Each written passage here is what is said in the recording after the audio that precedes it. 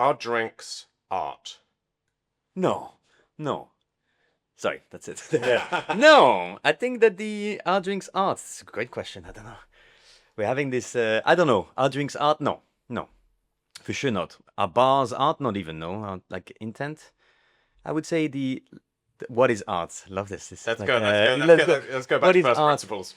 I don't know. Maybe it's because I have this kind of like relationship with art that is a bit like it's still a bit scary, and you feel like you have to be. It's like so. Let's say art. I've decided for myself. I don't know if this is accurate or not, but it's a combination of two things. One of which is your ability to feel, right? If your sensitivity towards stuff, and the other one is going to be the technical skills you have to express it, right? So I'm feeling melancholy, and I play the piano quite well.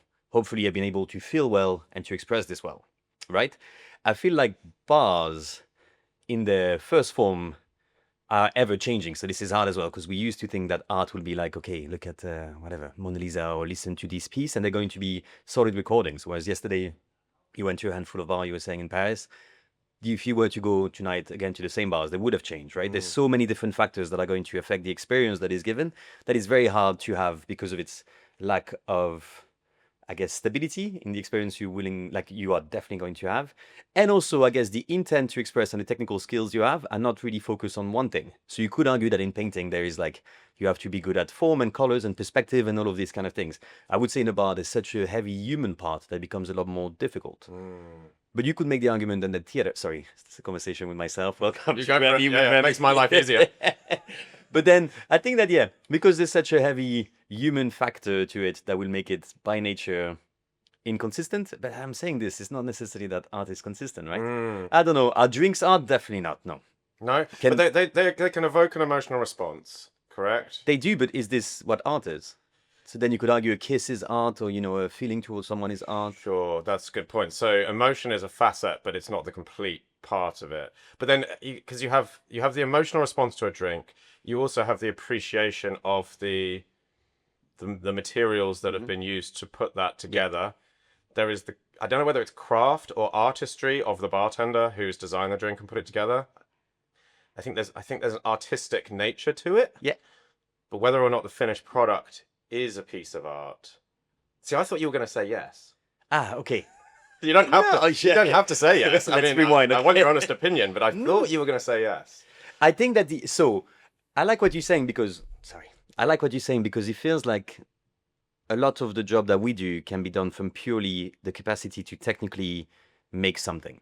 And I would say that whether if you have the appropriate knowledge and you have the appropriate tools, you can definitely reach an adequate drink, right? And I think that this is why our industry I don't feel is necessarily art related, or I don't feel like our discipline is necessarily in the artistic realm, perhaps because there's an element of expression, but our capacity to feel is not the one that we explore here. We're trying to make an adequate drink, so we're going to work on lighting, liquids, knowledge for liquids, right? The right staff with the right uniform and the right music. So we're trying to create a certain amount of experience. But I would say, can hosting be an art form? I don't necessarily think so, no? I don't think so, no. It's a craft. Yeah, so surely it's something that people enjoy doing and you can get better at. But I do feel I don't know, maybe it's just because, yeah, again, art has got like that capital A, art is that one thing that we really want to do. And I do feel like a lot of our training programs perhaps are trying to get us better in that technical delivery or technical accuracy when it comes to creating something, but not necessarily to our ability to feel, because then we could argue, is it something we're born with? Is it something we can develop? But yeah, so I do think that, yeah, it's more of a technical performance. Like a well executed bar, I would say it's one half of what could make art. Yeah. I mean, I guess when you're designing a good bar space, you should be designing it with the intention of creating a sort of an experience, like a story, giving someone a narrative, something that they can feel.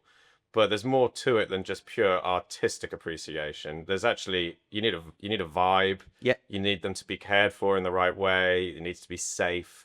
And that sort of falls out of the realms of art, I guess, right? There are additional requirements to a bar beyond just an artistic appreciation. Completely. I think so. But you could argue that then going back to your question, you could argue that a drink could potentially be art, but it's a matter of like, what is art? There's this fun thing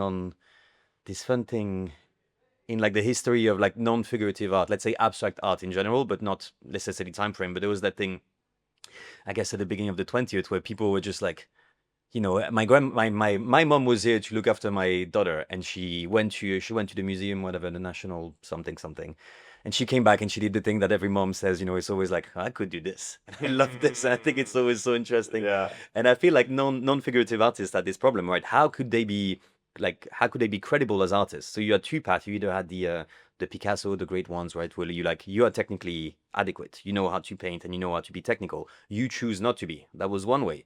But if you wanted to just do non-figurative stuff, you had to use all of the codes of understanding of what would be art. And so they started to do these things where like it's like that metaphor of like the gold frame, right? You do whatever you want and you put it in a thick gold frame, and then you put, you know, Tristan at the bottom, the date, and you're like, well, Shows the intention of art, right? surely people will be like, they walk around the museum and they're like, oh, this must be art, right? Everything that makes me think that is art, so probably I need to now accept it. And it was a very useful tool for people to just have this credibility, being like, we're just going to like lie our way to forcing people to understand that there is artistic intention behind it. Yeah, I mean, and then you get like the likes of Rothko and Pollock, where it's obviously abstract and very much like the ultimate sort of impressionism, but there's no for gold flame either, right? It's just, it is what it is, and in and of itself, the appreciation needs to be made by the onlooker. But that's fun. But then you'll have all of these, like, I guess these like 50s, 60s is already kind of 30, 40 years later, right? Sure. And I think it's a really interesting thing to be like that balance, just switch, because suddenly this is now an accepted art form. Now I can go and do hip hop, you know, could I do this 50 years ago? Probably not, because I just didn't have nor the tools, nor the skills, or there was an audience for it. Yeah, Now everybody the evolution to get there Yeah. hadn't happened at that point. Yeah, yeah. So just going back to drinks, so a piece of glassware, that can be art, right? Yeah. Okay, so what we're saying is, if I give you a beautiful drink in a beautiful glass, and by the way, I was in one of your bars last night in Paris. Thank you. I hot-footed it back here to London today to have a conversation with you about it. I was in abstract, and it was brilliant, by the way. Thank you very much. Like most of your bars, the glassware, there's a huge amount of attention to detail, and they are art. But then what we're saying is that adding a liquid to that glass somehow diminishes its artistry, right? If we're starting with a glass that is a piece of art, and I put liquid in it, and then, we're agreeing a drink is not art, not completely. So what is happening there? Why is it that this drink suddenly takes it away from being a piece of art? But I think that if you like, a good way to explaining it would be like, a museum is not a piece of art, right? But it's full of loads of pieces of art. And I think that it's exactly the same. We're taking, so I don't know, then again, it opens such a large debate, right? But the idea of like, a glass can be art. I don't know if the glasses we use every day are art, because again, they can be well executed technically, or they can be well executed from like an intention standpoint. And I think that whenever you go into designing your own glassware at a very small scale, and you know, you work with someone or you do it yourself, then perhaps we get you flow with it. But yeah, the same way museum is full of art, but you wouldn't say like, oh, this museum is a piece of art. But there are some that are, like a l'orangerie, for example, you know, like designed for, but you like, it's not because it contains elements that will allow you to perhaps feel and have this connection with a piece that the whole experience is. So no drink, no bar is art, but a drink can be art. I feel like a bar, like a museum, is too complete to be just that, to be that thing. But artistic cues you can have in a bar, which you have in Yeah, your for bars, sure, yeah. right? So, I mean, what is it attempting to be? If not a piece of art, it's just suggestive of art, and then that evokes a sort of intention of the place, and then the guests.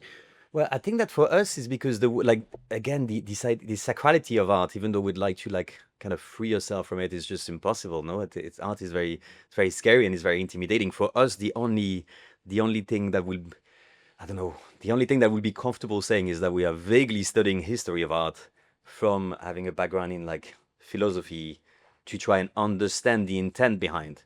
And so each of a venue are going to carry this intent more than actually producing art. So if anything, we just study something and try and deliver it. An example I could take is, we're just talking about this like metaphor of that golden frame, right?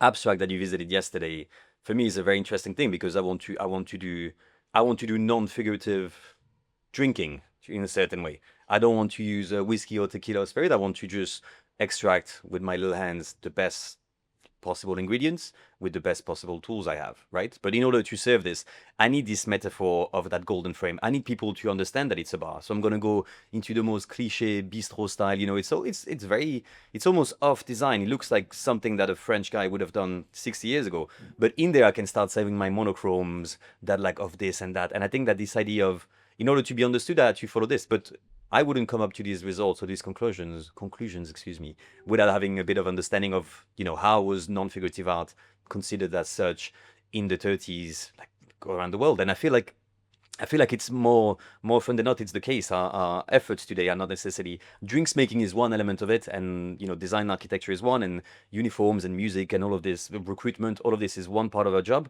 The core of our profession, and certainly mine today, is going to try and understand the artistic intent behind certain art movements and try and take the best I could, and I guess turn it a little bit into an experience that becomes more sensible or sense driven. You get to touch it, experience it, smell it, and have all this. Yeah, that makes sense. So would you say, I mean, are these sort of works in progress then, do you feel? I mean, I know you're doing a lot of research ahead of opening these bars, both in terms of design and the cocktails and the drinks and the glassware and the entire, well, the complete package.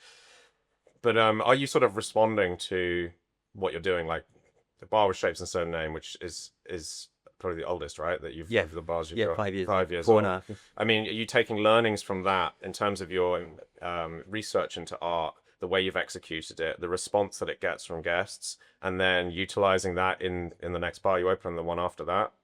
Is that a conscious kind of, journey that you're going on with these sort of explorations of art? Yeah, and this I would love to say yes, but I feel like we're doing this without without a plan. It's a huge proud point for us to not only be like bartender owned, but to never have any external investment. But the people that so it's just a bunch of bar friends that work together that then end up opening venues with just doing our stuff. But it does mean that we are lacking a bit of somebody with a plan. And so there's suddenly it's more we get excited and we want to do all this. I've told myself that, no matter I just think that my favorite thing about my job is whenever we reach that kind of like conceptual accuracy, right? You go into a place and it's like it's coherent. And I feel there's this transactional kind of imperative that happens in a bar where I don't, you don't want to think when you go to a bar. Well, I certainly don't. But you go on a date or you go on like you hang out with your friends or see your family or whatever it is. But I quite like the fact that everything is very coherent in our venues. And this is great because in terms of the experience we try and design, that's exactly what it's going to be. It means that the same person is not going to serve you the same way, whether they're at Bar Nouveau or they're at Shapes or they're at Abstract. They are fundamentally nice people, we hope. But I guess the idea is for the entire experience to be designed towards one specific, vision. Now, this being said, it just means that every project you start with the same premise. Is like we need to do a bar that has to be as loyal as possible to this particular ambition. And so the learnings that you do are more like, okay, maybe we should have like a plumber or like just more like basic practical stuff. But as we say, we're lacking that guy or that girl that will come in and just be like, okay, well, we're going to open 20 bar in the next 2 years. And this is how it's going to work. At the moment, it's like, oh my God, I was on the phone just before. Like, there's a maybe an opportunity in Paris to do this. It's like, yeah, why not?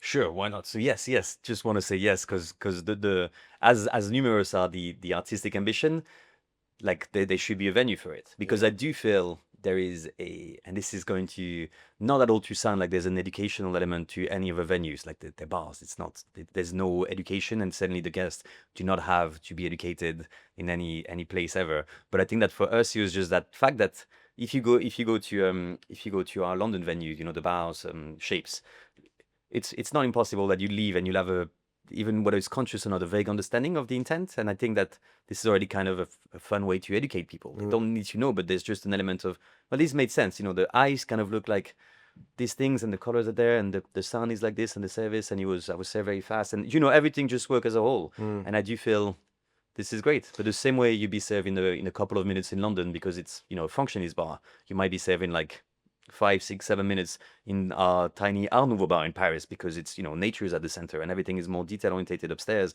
So, there's all these little, the fact that art never agrees and one movement doesn't agree with the other one means that our venues cannot agree and it's hard to find a line in the middle. Yeah, but I mean, I guess the line is sort of non-figurative art and the fact that it's open to interpretation, right? And it's sort of reflection of yourself. When you look at a Rothko, for example, you're obviously not seeing a drawing of a horse, right? But you appreciate the colors, you appreciate the opacity, the scale, whatever it is, and then you interpret that in the way that you want to interpret it. Who knows what it actually means? Who knows whether even Rothko knew what it meant, right? But the fact that there's cues there, Yeah. there's little subtle hints, and it means something different to everyone, that's great.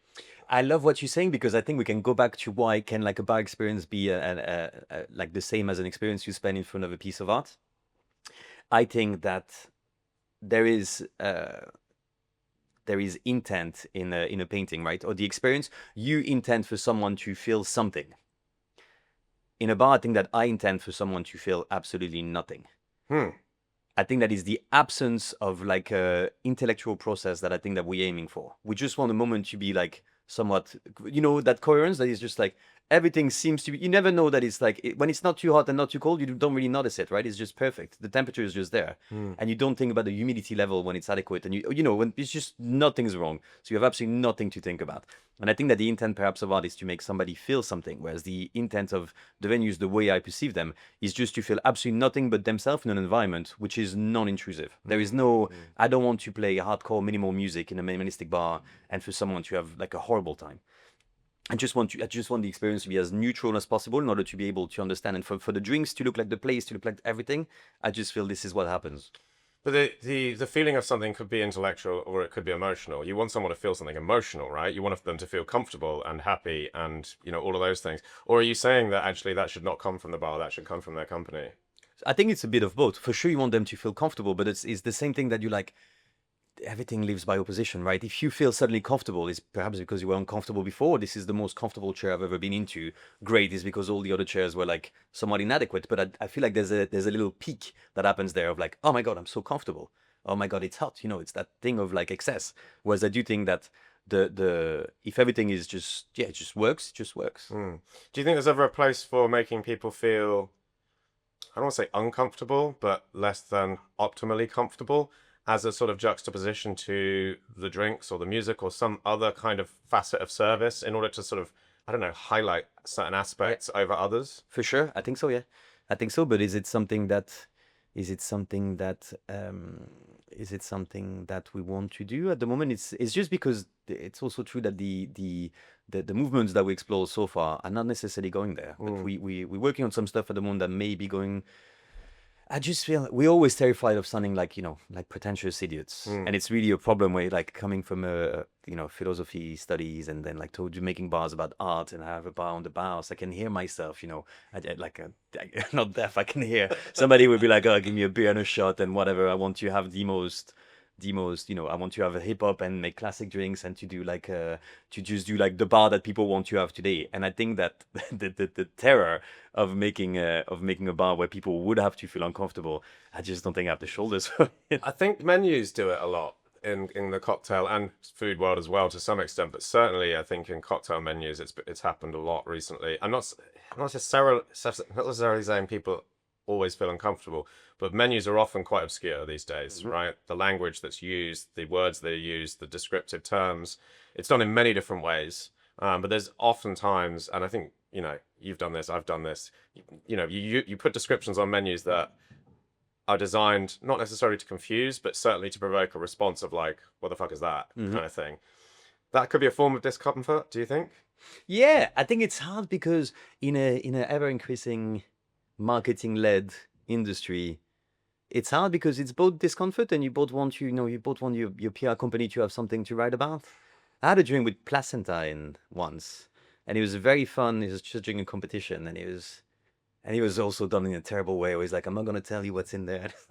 Oh no, but you're gonna drink placenta, and afterwards I'll tell you. It was really that thing of not saying, and I wouldn't. Dare I ask where you acquired this placenta from? Where did you get it from?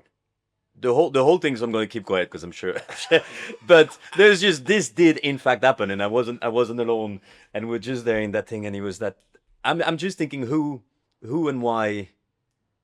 More than anything, the only thing I can see is like there's a marketing advantage to it. There is an article that would be written, right? And I don't know if all publicity is good publicity, but there was certainly that thing of, that's gross, right? I don't like, who wants to drink placenta? I'm not saying And I know there's more than to the world than like strawberries and rhubarb, but I feel a healthy in between. And so again, I will go into uncomfortable is a strong word, and I don't want Yeah, I anyone to agree. ever feel It's a uncomfortable. strong word. Yeah, yeah. But I do think you can be, at the moment there's fun. At the moment sorry, I have cramp.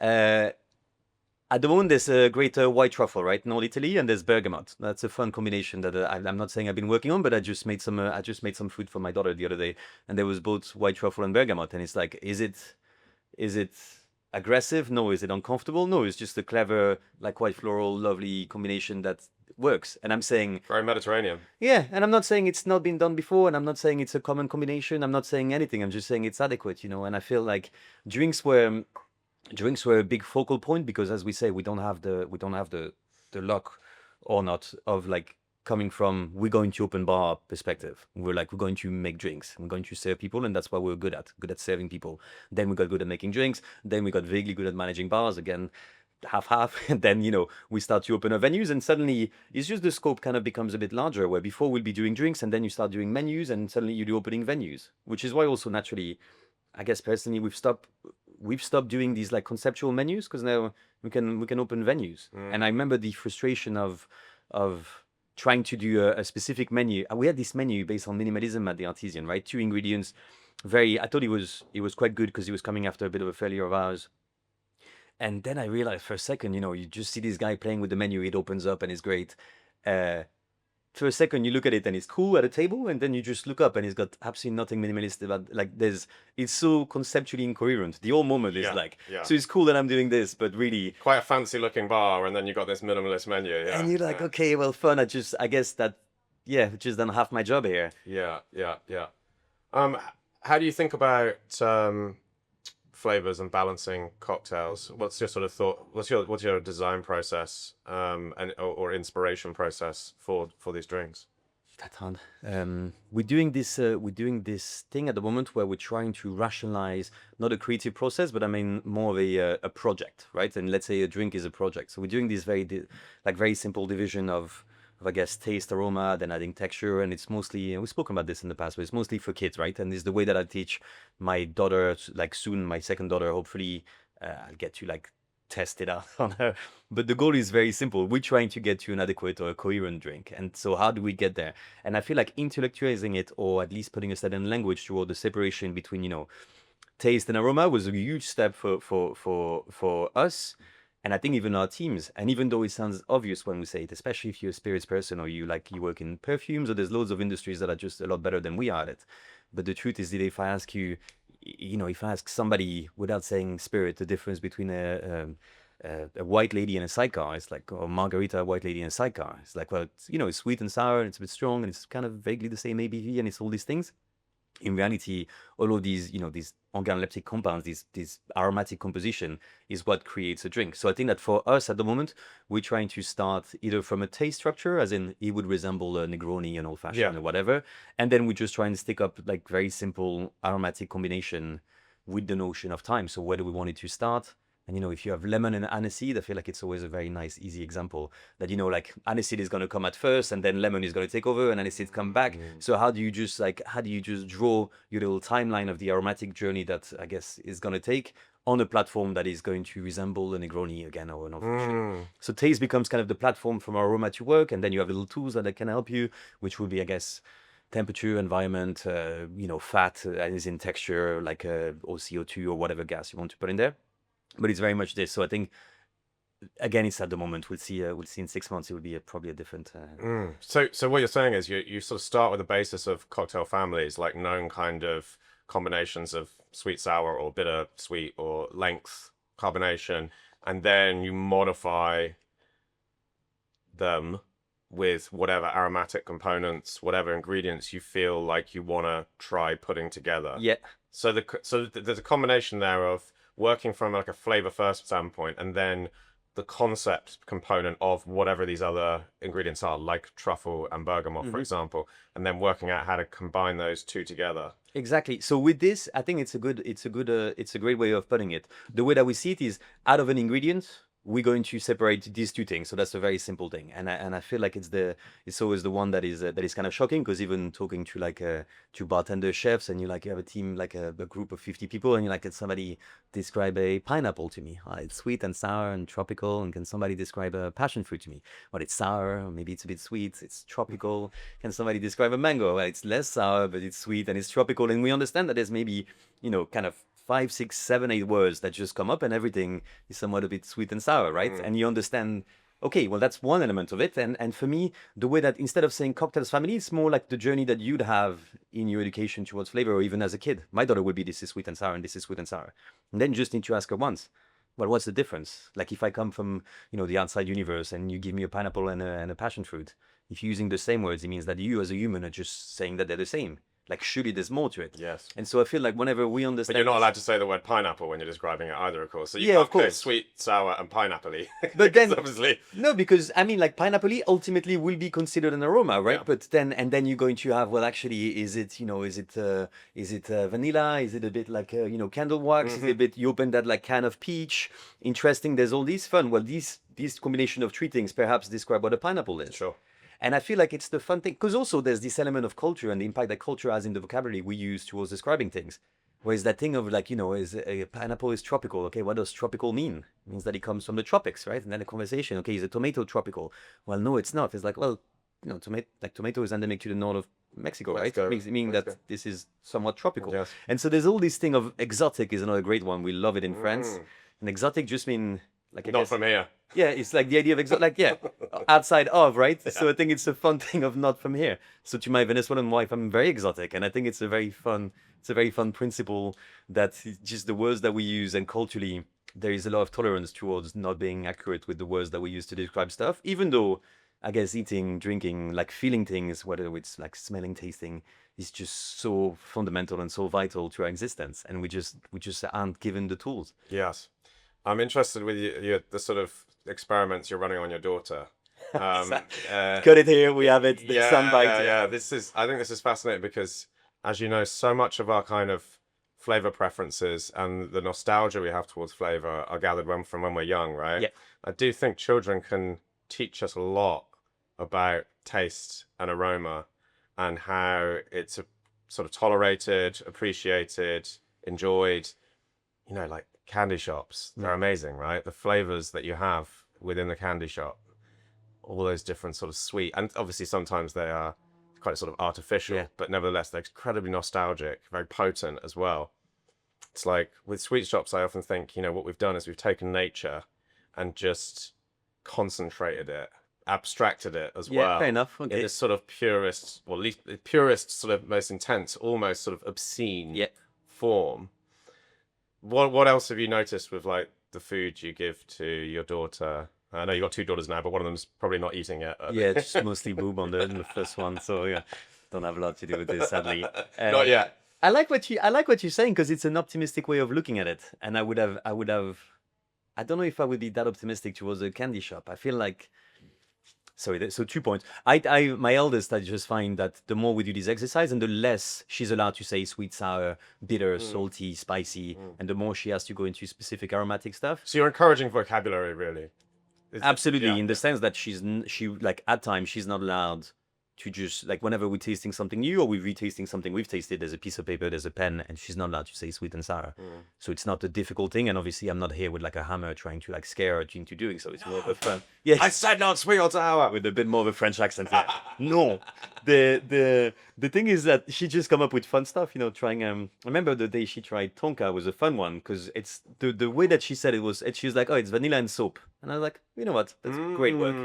It's great." And like, I didn't make you say that. Like, you just came up with 2 things out of yourself, and I thought that it was somewhat accurate. Obviously, then we can go, well, what is soap and what is vanilla? Because there's all the organoleptic composition of these ingredients, and then ultimately soap itself is often sort of flavored with or aromatized with things. So is it a little bit of lavender coming through? Is it a little bit, I like what you're saying. But then it's fun, because what you're saying about candy shop, I think, is exactly kind of going to that point where it's like we concentrated nature, but I feel there's a certain amount of density when it comes to our relationship with aromas at the moment. And you and I, even though you're much older than I am, you and I are from this generation where our parents were the one that really got screwed. We separated from nature, right? Our grandparents Yeah. still have this relationship where like, okay, well, this is what a strawberry is like. Our parents were the one where we need to suddenly mass produce, right? Post Second World War, you just have this thing of, okay, everybody needs to eat, you know, golden syrup, Yeah. right? So let's just make loads of it. And we are the descendant of this, where our relationship with strawberries are going to come from candy shop, not from strawberries. Sure. But it's the same as, you know, discovering your sexuality with porn. Is it the right way to do it? Or is it just, you know, it's separated from nature, right? It's just a very dense compacting in order to appeal to you know, the mass in us. Yes. I think it's a very hard it's a hard thing to refine balance, and I feel like collectively the world is making a good effort at it. Yeah, it's an obscuration of the reality. I agree with you.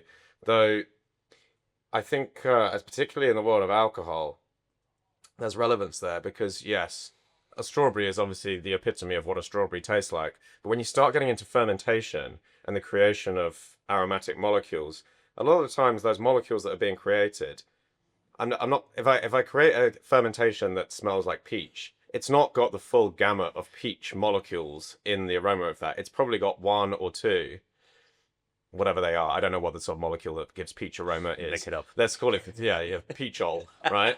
It does say it's peachol. Now, that might appear in my fermentation, but it's also likely the same kind of molecule that's being put into a peach-flavored candy, right? And so sometimes this is why I think with spirits and with alcohol, we so often revert back to, oh, it smells like, you know, Army and Navy sweets. It smells like Jolly Ranchers. It smells like Wrigley's Tutti Frutti gum, all right? Because they're just taken one or two molecules, amped it up, stuck it in there, and those are the same molecules that are popping up in, like, you know, I don't know, a hoppy beer or a, you know, a certain natural wine or whatever it is. So there is a correlation there on a molecular level. That's not to say that either of these things are exactly like a peach or like a pineapple, of course, yeah. you know, because that's a natural, you know, organic, you know, material. I think it's what we're saying with the idea of, you know, the vocabulary we create. I don't think that we need to understand the vocabulary like down to the molecules of what they are. And I think that whatever kind of hook you have, and often memory based, right? And often childhood, like early memory based, I think is great. Do you find that obviously you're a lot more into spirits than we are, but do you find that people often use kind of like sweet terms whenever they come to describing spirits? I think so, yeah. I think often they do. I think a lot of the time people revert to desserts, like candy, sweets, and I think it's for two reasons. One, which I just explained, like the same molecule is literally there, right? And actually in their history, the time when that molecule has been sort of amped up to the max is not when they've had a peach. It's when they've had a peach flavored candy, because that's exactly what the candy was trying to evoke. But I think the other part is what I sort of mentioned before, that is just how important formative childhood years are for creating this sort of thesaurus of aromas, you know, and or I guess a database of aromas, you know, that's when these things are. I mean, I remember doing some many years ago. I did some talks with a flavor scientist from Firmenich, you know, one of the big flavor houses. It's called Tony Blake, Professor Tony Blake, and he used to do a lot of work with Heston Blumenthal. In fact, I think he wrote a lot of, or edited a lot of the sort of sciencey parts of Heston's books. Nice. Anyway, I was doing some talks with him. I was just making cocktails, and he was talking about science. And one of the things, goggles on. Yeah, exactly. One of the things I remember him saying was that when you're very young, I think it's between the ages of sort of like 0 to 5, your brain is exposed, your nose or your mouth is exposed to different stimuli, right? Different types of food, different aromas, and it's when you smell something like cinnamon, the neurons, the pathways, the synapses that can process that and log it as the aroma of cinnamon are strengthened when you smell it. But if you never get around to smelling certain aromas and certain tastes, then the pathways die, basically. Interesting. So in these early years, when you're growing up, it's kind of really important that if you want to be someone, or you want your child to be someone who can appreciate smell and taste when they're older, to actually expose them to the broadest range of aromas and tastes as possible. Not taste, because taste is slightly different, but aromas as possible. Otherwise, they might never get a chance to. And this explains sort of perhaps like differentials between, say, like Asian people and European people, where the diet's quite different. We don't really get the same kind of umami Hmm. rich sort of stocks and things like that you get in Asia. We don't really, the tea we get over here is on the whole pretty shit, right? Whereas they get a sort of better range of teas. They have a different range of soft drinks that they consume. Rice is obviously a big part of the diet, and the sort of range of Hmm. rices and all the way that can kind of manifest itself. Over here we have different stuff, right? And so when we go over there and we attempt to sort of appreciate Asian cuisine, I always wonder, like, am I even capable of fully Yeah, okay, appreciating I see this? what you mean. Because I might just never, the ability may have been lost to me at a younger age because I didn't travel to Asia under the age of 5. And do you feel so? I think one thing to say, because it just obviously I just as we're talking, I just talked about it. It's fun that you say people will use sweets or perhaps use desserts, and I feel like it goes back to what we're saying about perhaps using taste as a platform. It's funny that sugar is part of this, right? Mm. So we need, were you to distill anything, just add a bit of sugar, and suddenly you feel there's more aroma to it. And I think it's a very fun thing that we are naturally we're naturally conditioned into thinking that that sugar, that basically that taste platform, the same way we're composing drinks, end up being useful because we're going to think of the sweets, but the aromas of them. You don't think of a perfume necessarily, right? Mm. Do you encourage your kids to? Do you force your kids to try stuff? I don't force them, but I encourage them. The rule I have is just try it. Yeah. You don't have to eat the whole thing. You don't have to, suffer through it if you don't like it. But try a mouthful or a spoonful or a tiny bit on the end of your tongue, whatever it is. Like there's nothing wrong with trying it. I have a real problem. I'm not like aggressive parent when this happens, but I have a problem with no, I don't think I'm gonna like it. It's like you don't Yeah. know. You Fair don't enough. know. Yeah. You don't know. And sometimes I joke like with my son, it's like you really think I'm trying to poison you, don't you? Like Yeah. if there's resistance, it's like I how have we got to a point where you think I'm trying to poison you Yeah. here? I'm not doing this for like my own sort of like sadistic pleasure. I'm doing this because I think you're probably going to like it. Mm. And I don't think you're not going to like it. I think you might be indifferent about it, but it'd be interesting, maybe. Mm.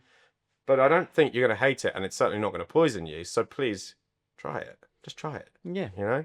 And it's fun. It's not only flavor, right? I think that this evolution you have.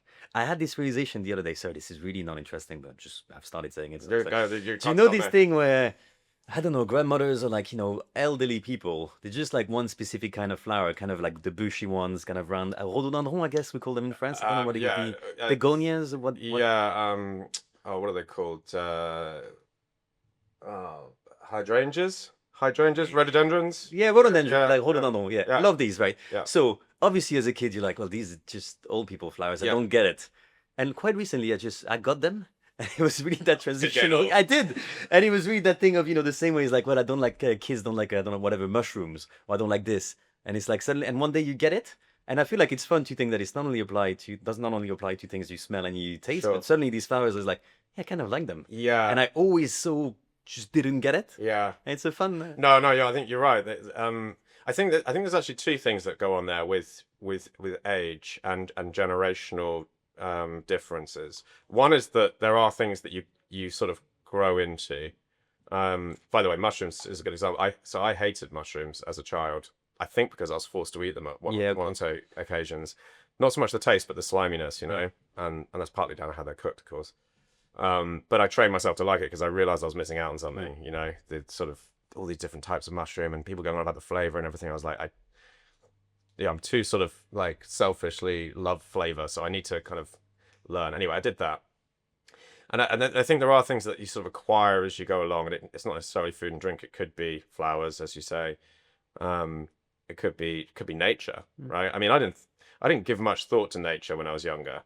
I didn't even really look at the weather. It's just like whatever. I've got better things Yeah. to think about at that age. But now, I think a lot about seasons. I think a lot about, oh, flowers are coming through, or like, oh, I should be planting something, or I should be eating Mm. this, and etc. So I think that's something that as you get older, it becomes something you appreciate a lot more. But I think also there are just generational differences between our generation, our parents' generation, their parents' generation. Like you know how like the sort of the fragrances and the clothes that people who are in their 80s Yeah. wear, right? Yeah. Like I think they're just wearing the base of the same clothes and fragrances that they wore when they were 40 Yeah. and when they were 20. It's just to us it seems old because they're old, and so we associate those things with them. They didn't grow up and go, oh shit, right, I better start buying like old person perfume now. Yeah, for sure. No, they think it's They hip. think it's cool.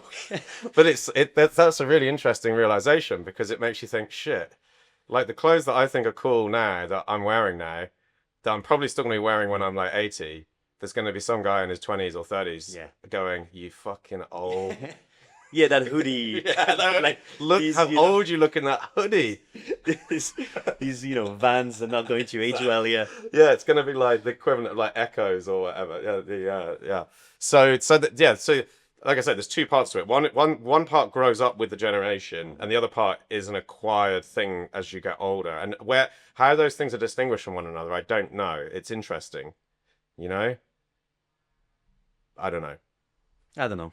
When it comes to taste, for sure, this idea of, again, structuring the way you taste and having this as an, I found out that this was like a huge difference for myself. It was for years, like obviously I was drinking for function because it's fun, and I would like it would make me sing a song on a guitar and dance, and allow me to socialize and all these things. And then ultimately you're like, well, this is a bit nicer, right? 18, 19, you're like, well, I prefer this to this, fun. I have personality into what I'm able to taste. The moment where I started to have an active process whenever it was to taste literally anything, and it's really that like with an action, you have a piece of paper and a pen, and you're like, well, this is like this, and this tomato is a bit less acidic than the one I tasted yesterday. Amazing, that's already one step. And I feel it's just the fact that we eat for function, right, and we drink for function. It's something that we have to do. The second it becomes an active thing, I feel like it changes so much, and this is where you're rapidly able to. I felt suddenly for me was like I was improving into my job as somebody that has to make things taste nice. It's just the moment where I was like, it's an intellectual process. I'm working actually here, and every single thing I eat slightly differs. There's no consistency in nature, right? So like the nice thing is I get to experience this. What was it that for you that made food and drink, or made you become more of an active participant in food and drink? What inspired you to do that in the first place? Because it doesn't happen to everyone, does it?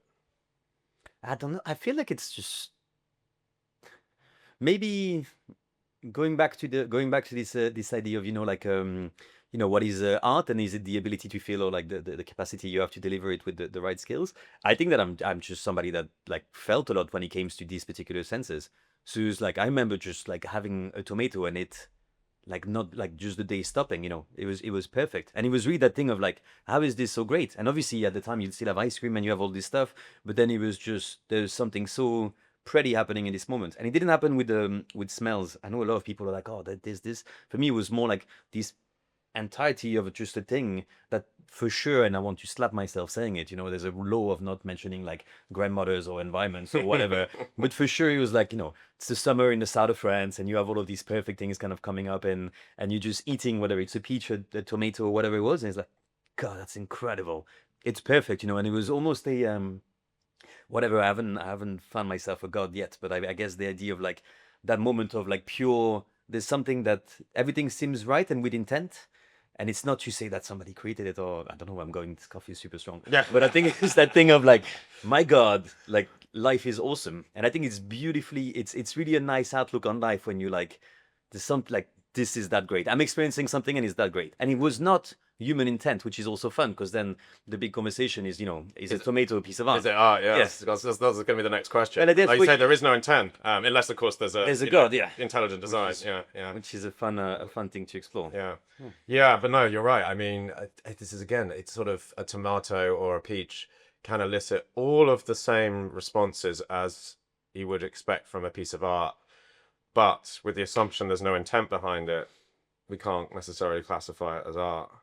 Yeah. Well, then it's a fun thing, because the idea of, can nature be art? And I think it's always a fun thing. So whenever, you like, let's say still photography of like, or like even a paint, like, I don't know, we had a good 400 years of people painting nothing, but just whatever they were seeing, right? Landscapes. And I think you have this perfect landscape. And I guess that this was not necessarily your ability to feel. You could always argue that there was an intent, but really you will only be judged as art for your capacity to technically, like, I guess, transpose it. Capture it. Or photography would be a fun thing beyond the composition. Okay, fair enough, composition is part of it, but I guess that your object, the things that you're taking a picture of, that landscape, is important. So again, no, nature cannot be art, right? I don't think so. No, I think it sort of comes down to an eye in both parts of it. So you have to have the observer of the art, right? And so if it's just that, then nature could be art, right? Because you're observing it and you're seeing it and you're appreciating it. But there has to be this intention, and that's the eye on the other side. Someone else's eye who looks at this thing and then transposes it. So there's this relationship from artist to art, right? Mm-hmm. I'm the artist. I see something. I might photograph it. I might paint it. I might and that painting could be, high definition practical life photography, or it could be highly abstract, right?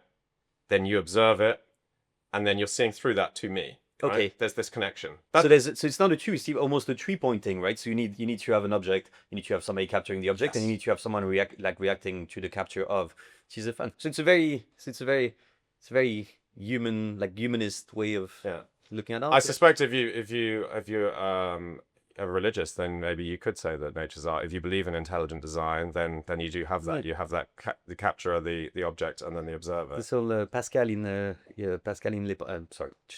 all this thing of like, I guess with intent. Yeah. There becomes this perfect creation. Even Okay, so let's talk a bit about abstract, because I was there last night. Yeah.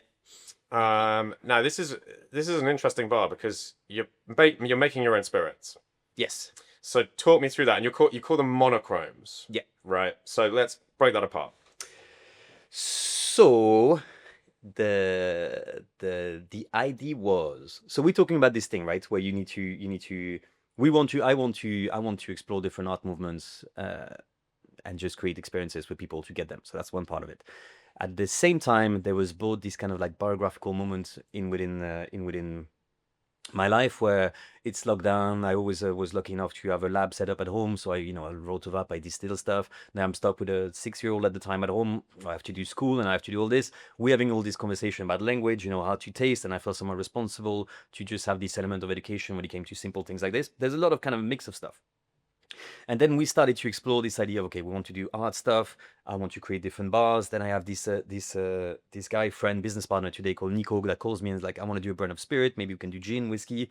And there was really that thing of, because it was kind of a reset in everyone's life, right? There was this moment of like, I don't think I understand too much about whiskey. I haven't written 4 books about whiskey or tequila or gin. All of these things is very like, it is somewhat very abstract to me. And it's a fun thing to be. I'm talking to friends, and I remember, I don't know if I was with my mom or someone, and it was like, okay, I want to do that thing where I just try to find, really it's an effort of sourcing, finding the nicest thing I can, and going back to that perfect peach or tomato that you had, is like, if I'm able to source it, and I get good at like just extracting it, surely that's enough.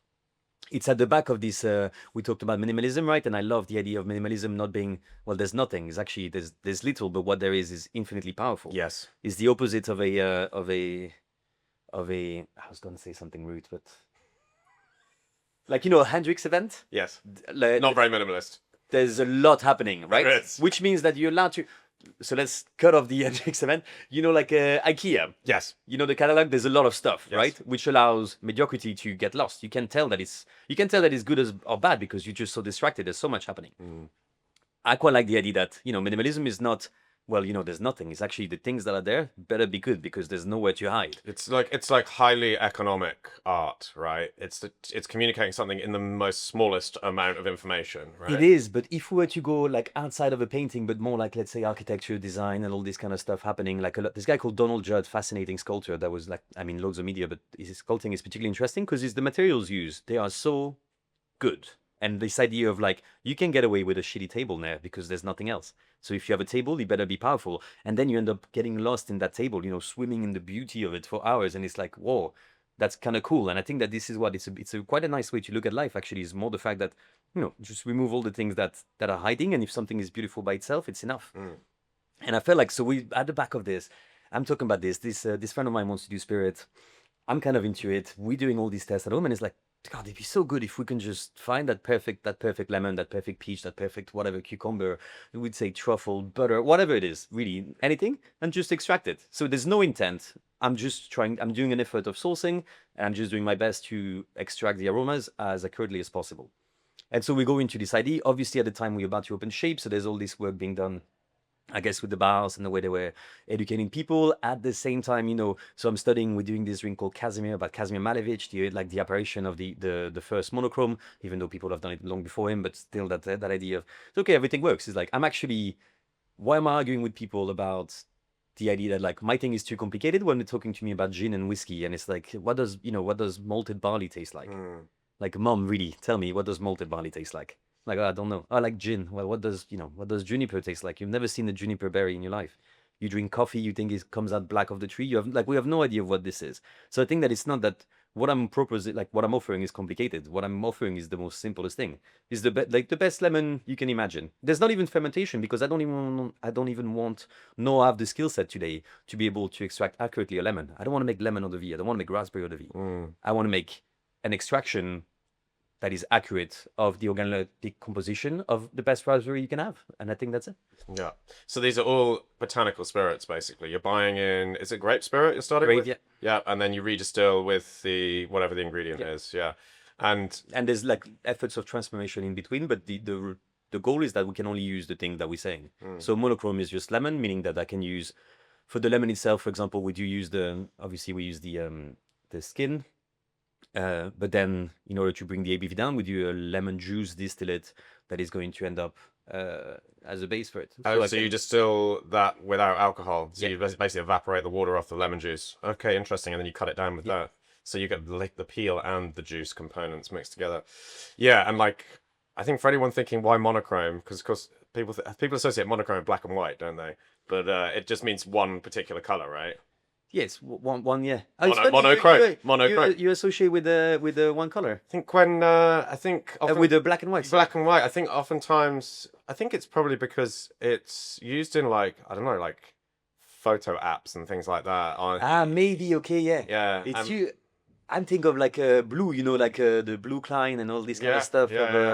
But it's you the first one, the big ones, the one that got everyone upset will be these like, white on white and all these like Malevich work, like Russian suprematist, like angry things. But it's you in my mind. It's fun what you're saying, yeah. Yeah. So monochromatic, perhaps. Okay. Monochromatic, yeah, monochromatic. So and it's interesting because you've got drinks on the menu there where you might be trying to simulate agave. Yeah. For example, and you're using yellow pepper and I think something smoky tea, lapsang tea. So those two combined go some way towards being a bit like a kind of tequila mezcal type thing. Yeah, I think it goes into this idea of, again, trying to find that golden frame, that reference point for people. So the drinks that we're making, there's no original creation in the way that you'll read them. They're very simple. They have like classic cocktail. I have bistro style drink because it's kind of very like normal kind of popular place. But yeah, at times we do have to make an effort of, if I write old fashioned, I need to have something that resembles the aromatic palette of an American whiskey or. The martini is fantastic. Extraordinary. So good. Yeah. Butter, yeah, good butter. Yeah, really good butter. I heard it's the best butter in France. Which makes it the best butter in the world, I guess. A weird experience. I mean, like, there's a whole of Irish people behind it. It was the weirdest thing to have. You need to have kind of a job interview to buy this butter. Oh, really? Yeah. So wow. You just go and you have this thing. That's amazing. It's a really humbling experience. Makes it even more desirable. Are you good enough to buy a butter? I feel like I'm definitely going to do this, by the way. It's like scanning somebody in a nightclub. No, it's like your shoes are not good enough. It was really that thing of, I thought I was here to, give you my money to buy your butter. But yeah, it was a fun, decent. So describe the drink for anyone who, well, most people probably haven't had it because the bar's only been open for 7 weeks, I think, hasn't it? Yeah, but I mean, we have the original place in Lyon. Yeah. Which is the best bar in the world because nobody's ever gone to. So it's the most pure bar. It's like, you have to walk for like, maybe, 25 minutes. It's uphill. So it's on top of a hill, beautiful view. Just nobody goes there. It's a financial disaster, but it is the most pure. The drink itself is it's that monochrome of butter from Maison Bordier is the name of the butter makers, and then you just have a little bit of rice syrup. It's not even something we make. It's just that like it's just collecting all the sugars that you have naturally in rice, and then a bit of orange blossom. There's nothing more to it. And it's got this kind of weight to it. It's like... Yeah, it's thick and fatty. Yeah, it's thick and fatty. Yeah, that's it. Yeah. Which is fun because through distillation, you don't really keep that fattiness, right? So I don't know if you tried the monochrome of butter by itself, but you just have these kind of like burnt noisette aromatics that are very lovely. And then there's these suggested fats that you just kind of like, that is somewhat missing. And I feel it's also true that these monochromes, we designed them to be they're not spirit to be enjoyed. They don't belong in a shelf here. It's not something that, oh, I really would love a monochrome of lemon. I mean, lemon maybe. But I don't want to have a monochrome of butter by itself after dinner. But I think it's just the potential that you find them in drinks, and these aromatics isolated that become very fun when it comes to the composition of your drinks. Yeah. That's why I like that they're called monochromes, because it's almost like a screen print. You sort of lay one color over the other, and then that creates the composition. It's not designed to be just a single color It's the way piece of that. art, dare I say. Love what you're saying again. And so our monochromes art is like in our head, we're not selling paintings, we're selling paint. Yes. And I think it's the fun. So that's interesting. The drink is an art, but could it be an art medium that helps to create a piece of art that is the entire experience of the bar? And I know you already said like the bar itself is not art, but can we imagine a drink sort of functioning as medium? Yeah, I think so. But I'm saying stuff that I don't really believe in. I think is the problem with, again, when when you come from a philosophy background, you understand that all your opinions are kind of like they kind of learned, and everything is somewhat determined into like the person, which is why during your degree you really like Nietzsche, and then it's fun, and then eventually you're like, oh, cool, there's something maybe more than just Nietzsche, right? And then you move on to stuff. I feel like there's a variety of ways to look at it, and I think that in some ways, again, if the idea is to create a feeling and to be able to and to have intent and to create a feeling in others, for sure that a drink can be art and a bar can be art, and the experience that you're having, the yeah. Do you think having a sort of philosophical background allows you to play with the idea of like truth and sort of explore ideas, and gives you freedom to play with ideas and not be too bound by constraints? I think that he gave us two things, or he gave me two things in my professional journey. Was the fact that I wasn't really trying to impress other bartenders, even though we all have these ego years where you're trying to do stuff but I think I was more trying to impress the guys, like my philosophy tutors and stuff like this. So I would have this freedom because I didn't mind the guys in the bar next door telling me I was a dweeb, because really I wanted to appeal to a certain audience doing that kind of stuff. And so I think that this was somewhat positive because it just meant we had this, we didn't feel weighed down like with the look of others in that sense. I think when it comes to what we do, it's more the fact that I just don't have any opinion on anything. I cannot tell, how some people get really upset about use these specs for Manhattan, or oh, you don't make classics, or oh, you do this, or you do opinions in the bar industry, and how just silly it seems when you look at the big picture of stuff. And not to say our job is not important, because I'm fundamentally convinced it is, but it's just the fact that it's not that there's, it's not that there's a variable in truth, and this is that nothing exists and nothing is true. It's more the things that today we're doing this and tomorrow we'll be doing something else. It's more that there's no relationship with like ultimate. My bars are fundamentally different. If you take the Eurostar, you go from Paris to London, there are bars that disagree fundamentally. And this is because I don't care enough about one thing specifically, and I care a lot about my bars, but it's not that I think there's truth in there. I think it's just a moment we're creating for people, and that's kind of cool. Yeah. So do you think that by not being too sort of bound by dogma, that just gives you more creative flexibility? Is that the idea? Sure, yes. Maybe I think especially the kind of people that get attracted to this industry, they're wonderful because there's this fundamental desire to be loved, right? And I think to be in a platform where there's this really nice, how would you say, like anonyma? Is that a word in English? Anonymous? Anonymous? Yeah, you're somewhat anonymous when you're working, right? You're allowed to be whoever you want. So I think that people that tend to be a bit shy end up finding like flourishing in this industry, because you become the guy from the pub or the guy from the bar or the guy that can do this, and he allows you to have your true self kind of like a bit hidden behind, and getting to enjoy all this. So for sure to not have the dogma, as you say, or the rules of what you have to do within this industry is a nice thing. Like being a bit shy, it's easy to find love where you can, and then you're going to end up being, if you work for 6 months at the Connaught, you're going to be a Connaught guy, and if you work for 6 months at Shapes, you're going to be a Shapes guys, and then you think that the other ones are wrong. And and like there's so many great bars in London, but all of them disagree, and that's fine. I don't think that I don't think that it's good to have this this imperative of what is right and what is wrong, especially when we do something which is, again, so inconsistent by nature, and so flexible, right? It's not. I like the idea of having like a philosophy tutor as your avatar, as opposed to a bunch of bartenders that you respect. I think it gives you a sort of different take. You're going through a different lens when you're approaching the craft and creativity of cocktails and designing bars. That's probably one of the things that sets you apart because you're playing by a different set of rules. And obviously, it still needs to be a physical place where drinks are served and there's toilets.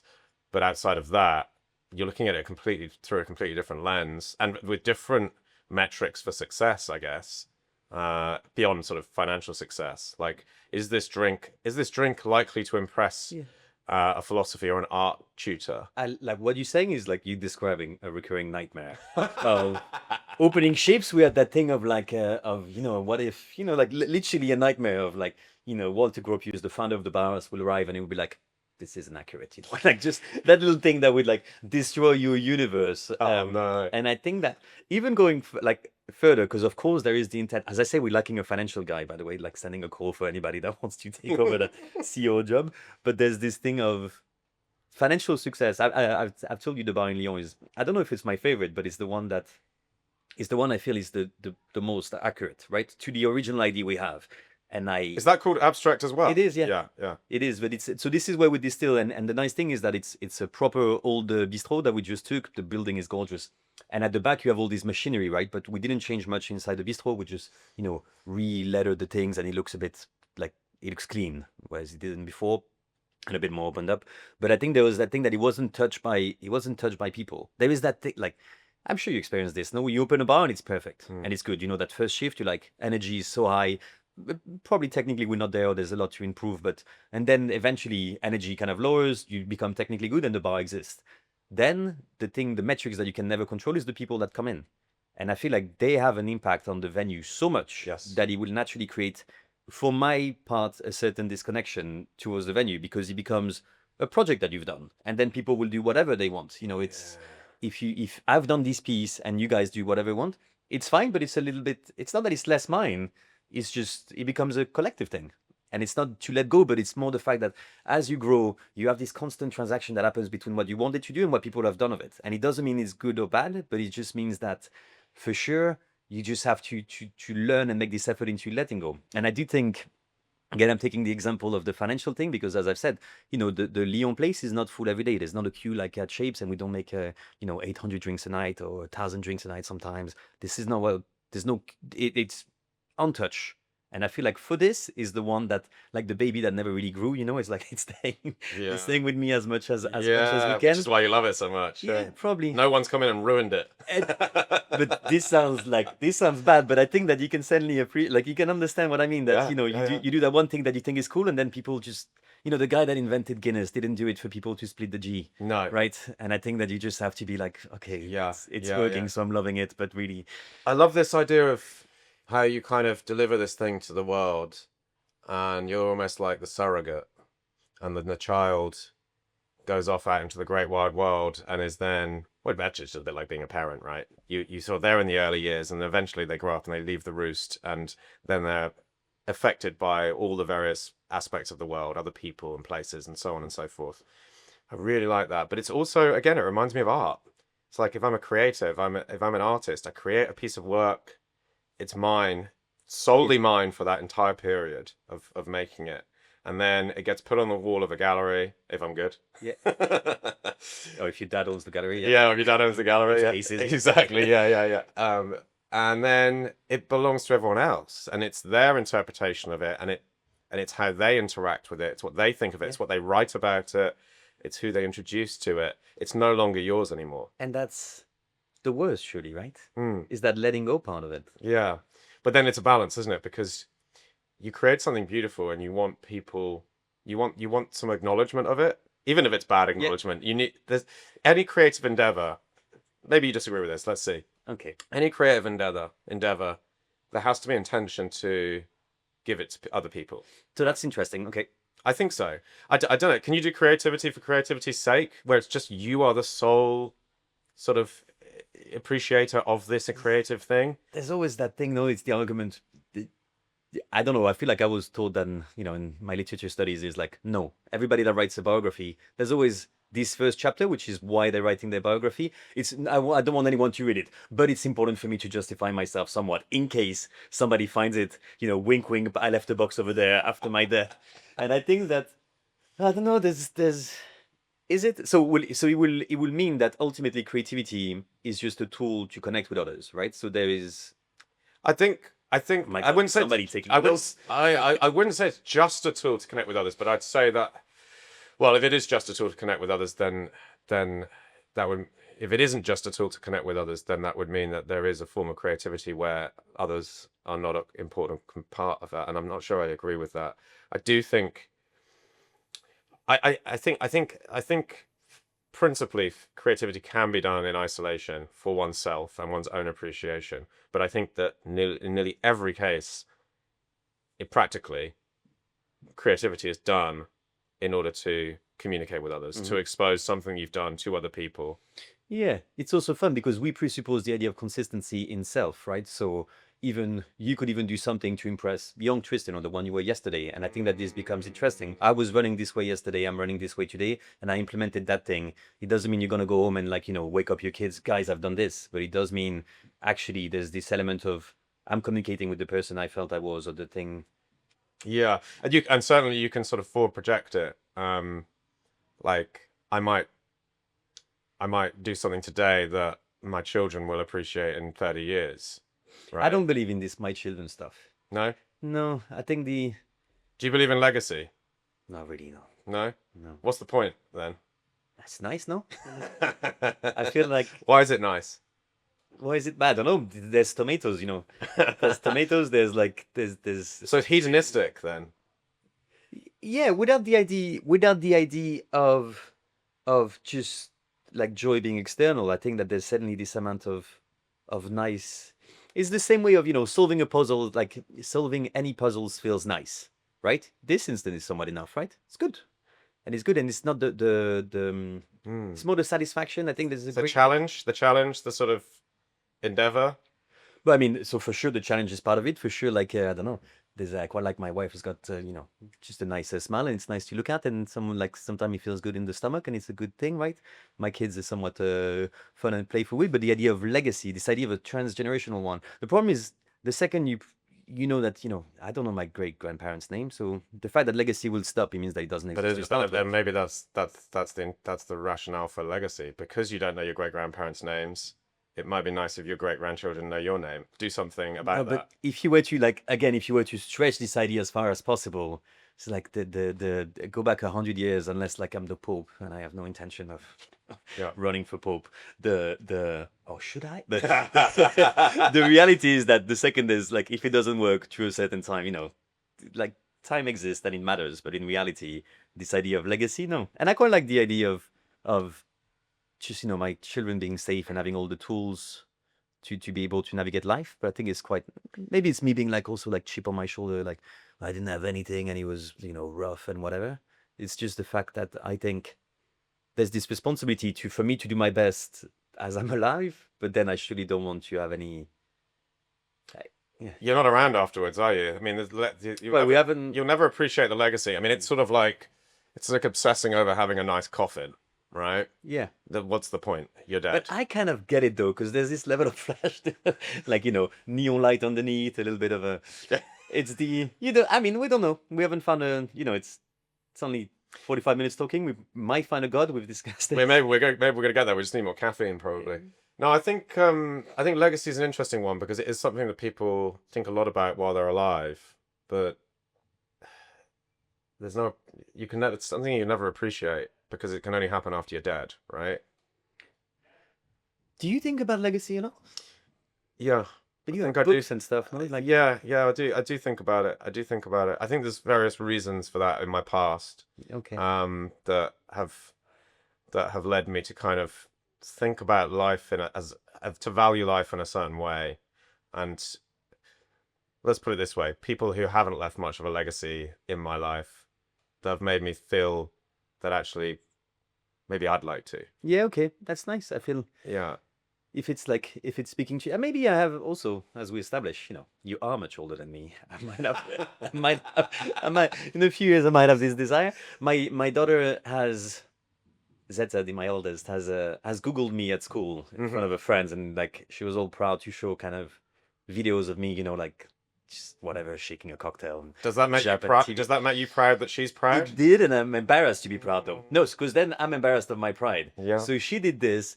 The kids at school are like looking at it. She thinks I'm famous because, of course, she's my daughter. So she's like, "Oh my God, there's like, there's a magazine and you're on YouTube. So probably I'm the most famous person ever." And there was this element of, for sure, I need to separate myself from a pride that my daughter would feel pride. At the same time, it felt nice. Yeah, it's fun to explore. Yeah, I think so.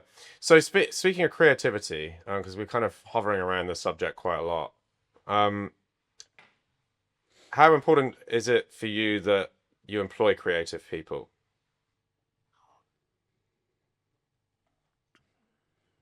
It's hard. It's hard for us to enter the subject without agreeing on a definition of what is creativity. Okay, let's go there first then. So, what is creativity?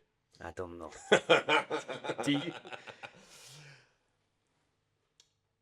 I mean, it's obviously a desire to make something, Yeah. right? Okay. And whether or not you're making something great or not is another thing. You can be creative and perhaps not effectively creative. Would we add? So okay, it doesn't have to be good, but you want to make something. Yes. Love this. I have a point to make about art naif after. Remind me, Okay. because that's the next one.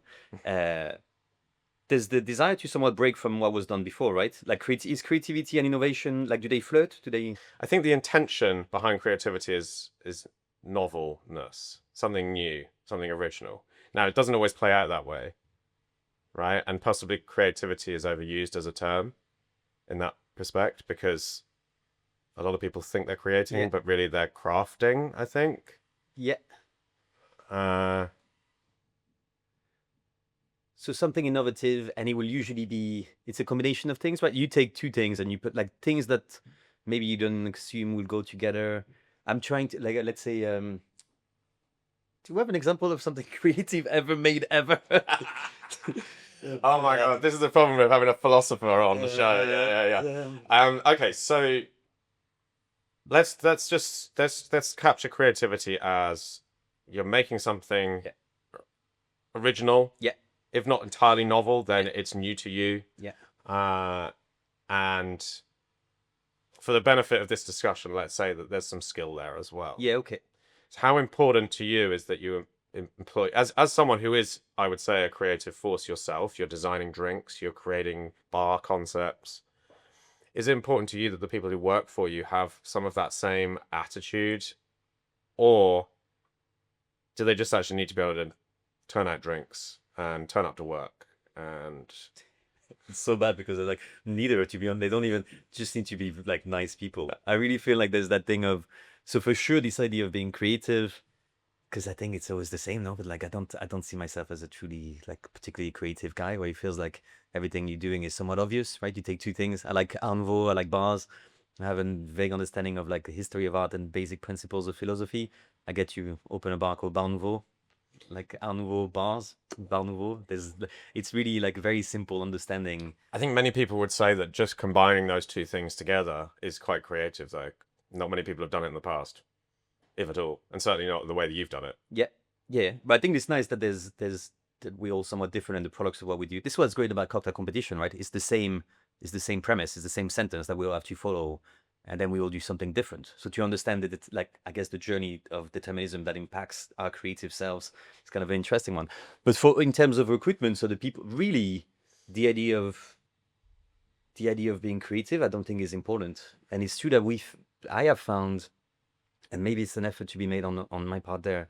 It's a bit of a weakness of ours, but the ones joining our projects that might from the outside look like they are creative, people are somewhat afraid to make stuff. So Shapes will be a brilliant example, right? We have a team of 15 to 20 people.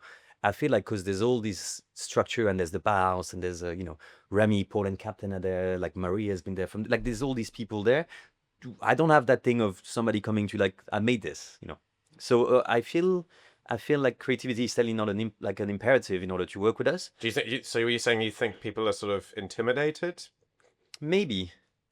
I think you have that thing of like, I don't want to look silly, I've made Sure. that thing, and somebody to be like, das is not Bauhaus, this is Yeah. not But that's the thing. This because they're probably quite cognizant of the fact they're in a what I would describe as quite a creative space with a creative boss, if we want to call you creative. Like, let's finish defining what creativity means and just assume that you are Yeah, creative. let's do it. Yeah. That's okay. Then I can imagine that that happens.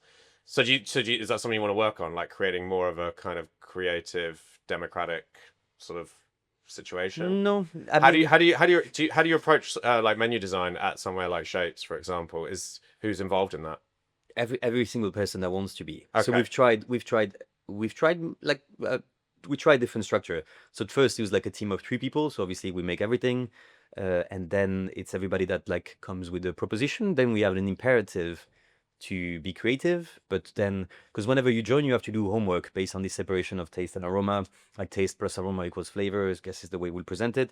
Where I would be, okay, Tristan, you joining us, I want you to use the taste of a fizz, whatever, like a Ramos gin fizz, right? No, let's not do Ramos. Let's say a silver fizz, whatever.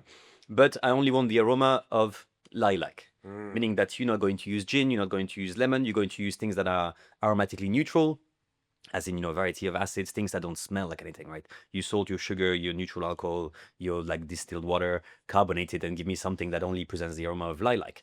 And then you're going to do either combinations, or you do these little these like zombies, I'll call them, or like, okay, I want something with the taste of a pineapple but the aroma of a strawberry. These kind of things where you come. So again, Frankenstein. yeah, exactly. You create that like language of, okay, so we agree on language, and that's the first step. And this is all this preliminary course, which usually whenever you join at Shapes, until quite recently, you'll spend 2-3 hours with me, and we do this basic theory stuff. We taste different stages of like things that are isolated, and we're like, okay, that's cool. It's like the same thing you do with your daughter. It's literally it's literally based on this. Yeah, I feel like it's the way, and I'm saying me, obviously today it's myself Sure, being sure. being me, but there's a whole team and my business partner and my collaborators, like it's all working kind of as a whole.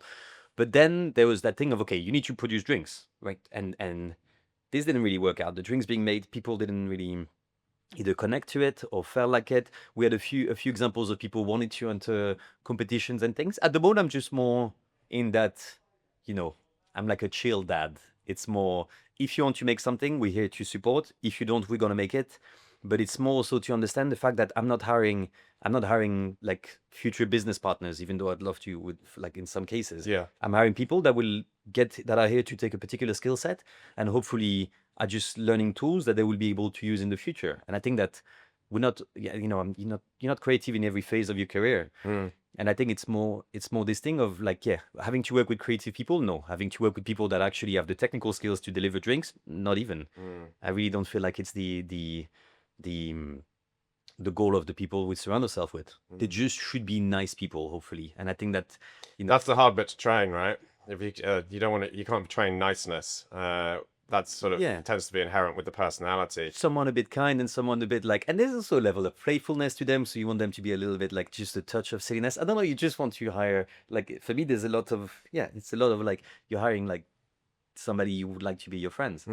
I would imagine you do tend to attract creative people, though, right? They probably look at the opportunity as something of a creative playground, not to sort of say that they can just come in and fuck about with ingredients, but that they respect the drinks and the bars that you're opening and making, and see that as potentially an opportunity to come in and learn more and then create more.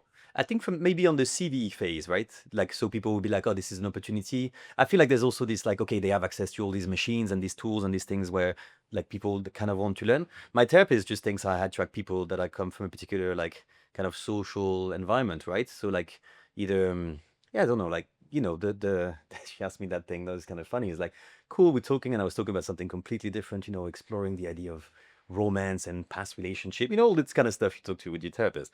And she just stopped me and she's like, Remy, sorry to interrupt, but how many of your collaborators like have good relationship with their dads or whatever? And he was like, it's not part of the recruitment process, but I think that you end up attracting people that have a sensibility to things that you're sensible to. Yeah. And ultimately, I don't know if like there's a lot of different, not going into details, but there's a lot of different specific patterns that I find myself with people that I've been working with for 5 or 6 years and be like, cool. Maybe I understand why we somewhat at the attraction, this professional attraction one to another, and we end up creating environments where there's this. That's just me personally, of course. I don't talk as a company, but yeah, there's always this part of it. Yeah, that's interesting. I suppose that's true. You do end up tending to find yourself around people who have similar character attributes, or maybe something that's happened in the past or something that shaped them, and you're like, oh, I didn't know that. You same thing as me, right? Fun, yeah. Yeah, that's interesting. Ah, cool. And it's not by accident Yeah. often. And I think it's in every stage, you're professional, personal. It's like, oh, talk to your wife, and you're like, ah, yeah, okay, that's fun. Anyway, So Bar Nouveau, you mentioned it a yes, few times. We've talked about abstract. So now paint the picture, if you don't mind bravo. of what Bar Nouveau is like and what it's all about. I've only been there once. I was there back in the early summer, I think. Really loved it. And there's 2 floors to it, right? And There they're is, quite yeah. different. So Well, they certainly look different. Bar Nouveau. So as we established, our goal is not really to discuss art, but more to look into history of art and the imperatives. So if we look at art as like movements, we're not looking at a specific piece, but we're looking at a movement like Art Nouveau. Which will comes, you could argue, from like arts and crafts, perhaps in the UK. The nice thing about Art Nouveau is there's 35 names for it because it's a global scale phenomenon. In Italy, it's called Liberty. In Croatia, it's called the Secession Movement. It's like you could argue that the entire city of Barcelona had this like a Catalan modernism, which is obviously Art Nouveau inspired. There's some in Kazakhstan. It's the fun thing with, like, no matter where you go in the world, there's always one example of fun. You have this thing. And it's what happens after the Industrial Revolution and this global scale depression. Everybody's somewhat sad. We hate it. We had nature in 50 years. What happens to nature? There's trains, there's cars, there's charcoal, there's metal being structured everywhere. I don't get it. I don't like it. And as a solution, Art Nouveau offers this idea of reintroducing this just fake nature. Ultimately, is this we're using the tool of the Industrial Revolution to make believe that nothing has changed and nature is still around. So I think that this is kind of fun. And upstairs, it's 16 meters square, so like 12, 15 people. Kind of, it's not the most profitable business. It's not the biggest bar in the world, no. I personally love it. Oh, I love it. It's great. It's nice to have a small bar. It's annoying there that it's gotten busier with, like, another great example why bars are great when you open them and then people just spoil Ruin it. Yeah. But it's like a horseshoe-shaped bar, right? That's correct. Yes. Yeah. And do people spill out into the street a little bit as well, or is that not allowed? Shouldn't, They no, shouldn't. They Yeah. shouldn't. Yeah. They especially shouldn't at the moment. Yeah. Guys, stay inside. Don't laugh too loud. It's Definitely haven't seen people on the streets outside Bar Nouveau, I promise. Yeah. good. Thank you. It's it belongs to the city of Paris, the building itself. So we're having just the good, like, I mean, as a bar owner, there's always the fun, like making a drink, and then there's 10% making cool drinks, and then having to deal with the city and the neighbors. But so upstairs, reintroducing nature post industrial revolution. Great. Now for us, this was fun, and this is like history of art. Great. We understand what is Art Nouveau. So in the drinks, in the design, there's all of this. We don't use any homemade ingredients at Bar Nouveau. Upstairs at least, but it's just that, okay, we just combine things that we think are nice. So why the use no homemade ingredients? How does the Art Nouveau movement inform that particular creative decision? For us, it was more looking at a particular, like, a chronology, or like I guess a particular time frame where the liquids being served at a time would not include any of this cooking stuff. I see. So we'll have both. So it's of the time when the Art Nouveau movement started. Exactly. Right. You'll find new vermouth, you'll find new thing, and people have been combining drinks for hundreds of years, especially in continental Europe where we produce stuff. This idea of cocktails coming from the British making punch and the Americans doing this. If you go into any part of France, Italy, Spain, you're going to find people mixing sherry with local fruits and all this kind of stuff. So for us, it was more this mentality, which is also why we're going to have a variety of vintage spirits, and mostly just spirits that are before the 70s and 80s, and I guess this mass production elements, or some elements of the mass production that will eventually have an impact on the flavor. Thinking your Camparis, your vermouth, your stuff like this. Nothing too expensive, like more just stuff we can try and can still share with people. So that's upstairs, reintroducing nature after the industrial era. Now the cool thing is that it's 16 meters square twice. So downstairs, the idea is, okay, and this is fun because again, we're just doing history of art, but history of art is fun for a minute. Then there's the opportunity for us to kind of have fun with our profession, which was, cool. Depending on the vision you have of time, right? Whether it's a line or a bit of an oblong, like a circle, does history repeat itself? I don't know, but let's just think that it does for a second. If you were to think that it in fact does, for us was more, okay, I know that revolution equals depression equals solution to reintroducing nature. We are undergoing a different revolution today, which is not industrial, but it's technological. As in, our kids are interacting with iPads and, playing chess and doing Duolingo and doing all this, whereas I had to wait until I was, university, kind of like 18, 19, 20 years old to have a computer. It's just not, it's not that, it was just not common. It didn't really exist. So we undergoing. You're a lot younger than me, so yeah. So we are undergoing this technological revolution. Okay, we know that it changed the world 150 years ago. The Industrial Revolution is the one thing that changed, like, just the surface of the earth. I know that we're going to explore an era of depression. Our relationship with nature is going to change because of technology. The way that, slightly hangover on a Sunday, I'm going to look at pictures of baby tigers and waterfall, and that was the great example. That is, I feel like there's almost like a sordid element to it now. Is the Windows 98, or like, that, like, the landscape, the wallpaper, that landscape, that I feel like it's the rolling green hill with the blue sky. Yeah, it's giving me goosebumps of, like, the actual fear. This is the way that we've solved it. We reintroduce nature artificially. We make you think that you evolve in that thing. Like TVs that have got a fireplace on it and that sort of thing. And I think it's very fun. So for us was more, how can we reintroduce nature with the tool of the era, as in of the technological era, in order to prevent this depression? And I feel like this is what we're doing. So upstairs. Wait, say that again. So introduce that to prevent the depression. Exactly, or to prevent it, or at least to soften the to create awareness. Or yes. Yeah, I've got you. Okay. So upstairs is reintroducing nature after the industrial era, which is, you see all around Paris. You see a lot in London, actually. Art Nouveau. We discussed this, arts and craft, all of this kind of stuff. Downstairs for us is more, what does Art Nouveau mean today? How does it still resonate with us? And the fact that what we're learning is not necessarily you need to use metal to make flowers, like the underground, the metro going in, but actually, how are we going to reintroduce nature after the technological era in order to prevent, or at least soften the blow of the post-technological depression we're all about to experience? I see. So there's sort of the two movements are like a century separated apart. One sort of early or mid 20th century, and the other one's sort of mid 21st century future. But in our way of looking at it, it will be exactly the same movement. It's just the fact that we find new names to put into things, but ultimately is this desire to reconnect with nature when you feel it's been taken from you. Sure. Do you do different drinks downstairs then? So it's the same. So obviously, this being said, there's a lot of little fun things to experience, but because we have horticultural lights, we're growing stuff basically downstairs because we're using technology to reintroduce nature. It's the same menu you take down, but then you have like UV light written on the menu, so you're going to right. see I remember now. Yeah. And so it's the same drinks upstairs, downstairs, except that downstairs there's the impact of technology. We're going to distill stuff. We're going to use this, that, and there. So arguably, based on the conversation we had, it's going to be the same aromatics. It's the same aroma. Not necessarily the same taste, but the same aroma that is worked through the medium of technology. Because you've got the second sort of technological revolution and all of the tools that provides in order to then recreate nature. Yeah. So this is really interesting. So you got sort of post-industrial, then post. What do we even call it? The sort of technological revolution? Yeah, it's probably what it's going to be called, isn't it? We probably need to dig another one and do like a post-AI one. Yeah. The problem is it's going too fast. It's going so everything's just too quick, isn't it? Yeah. So welcome to Old Guy Podcast. Yeah. This is... We've already talked about old green fields. Chestnuts, yeah. Yeah. Oh, fascinating. I remember now, having been there, that the UV light, and it reveals the modifications to the menu and everything. It's really, really cool. It's fun. And so now we're going to change. So this was open to the public, but then we realized that, it wasn't as dynamic as upstairs, and ultimately it wasn't as much as a good time.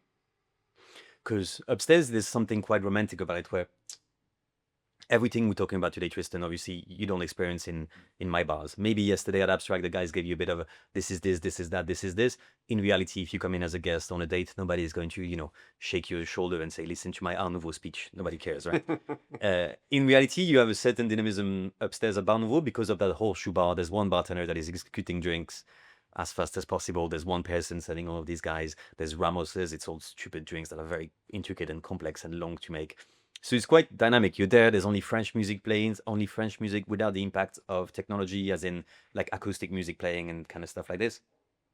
Going down, it was a lot more technology driven, as in people ultimately make drinks that are already distilled, all of this. It's like not close to shapes, but not exactly unlike, it's a delivery system. And people just weren't into it as much. They're like, why am I paying 13 euros for a drink that is already pre-prepared? Yeah. And I feel like it's something that we'll always going to experience in kind of our our journeys. So now we just redesign where it's a different horseshoe bar, where we're going to have maybe a bit more of a tasting experience, where the same drink as upstairs will be done in a particular one after the other, like a almost like tasting menu, but more an experience that you anticipate doing for an hour and a half.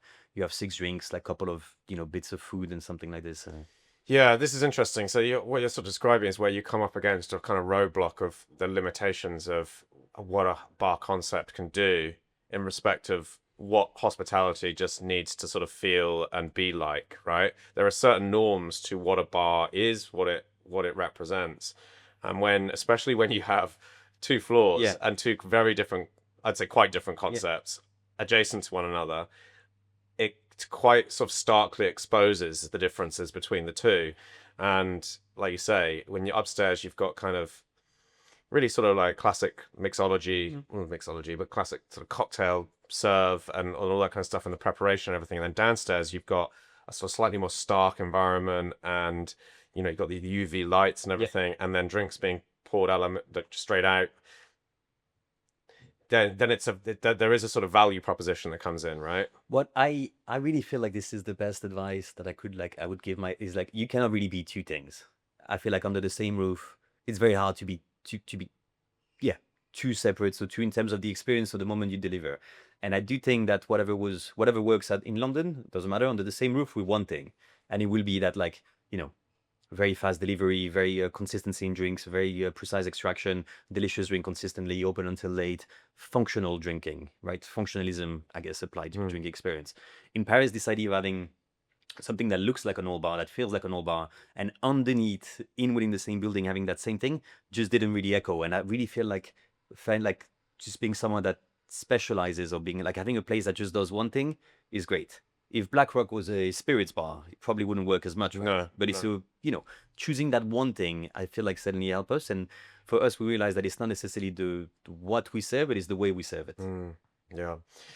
So you mentioned how there's a hell of a lot of work that goes into sort of researching these art movements and then sort of translating that into a venue through design, through music, through mood, through drinks.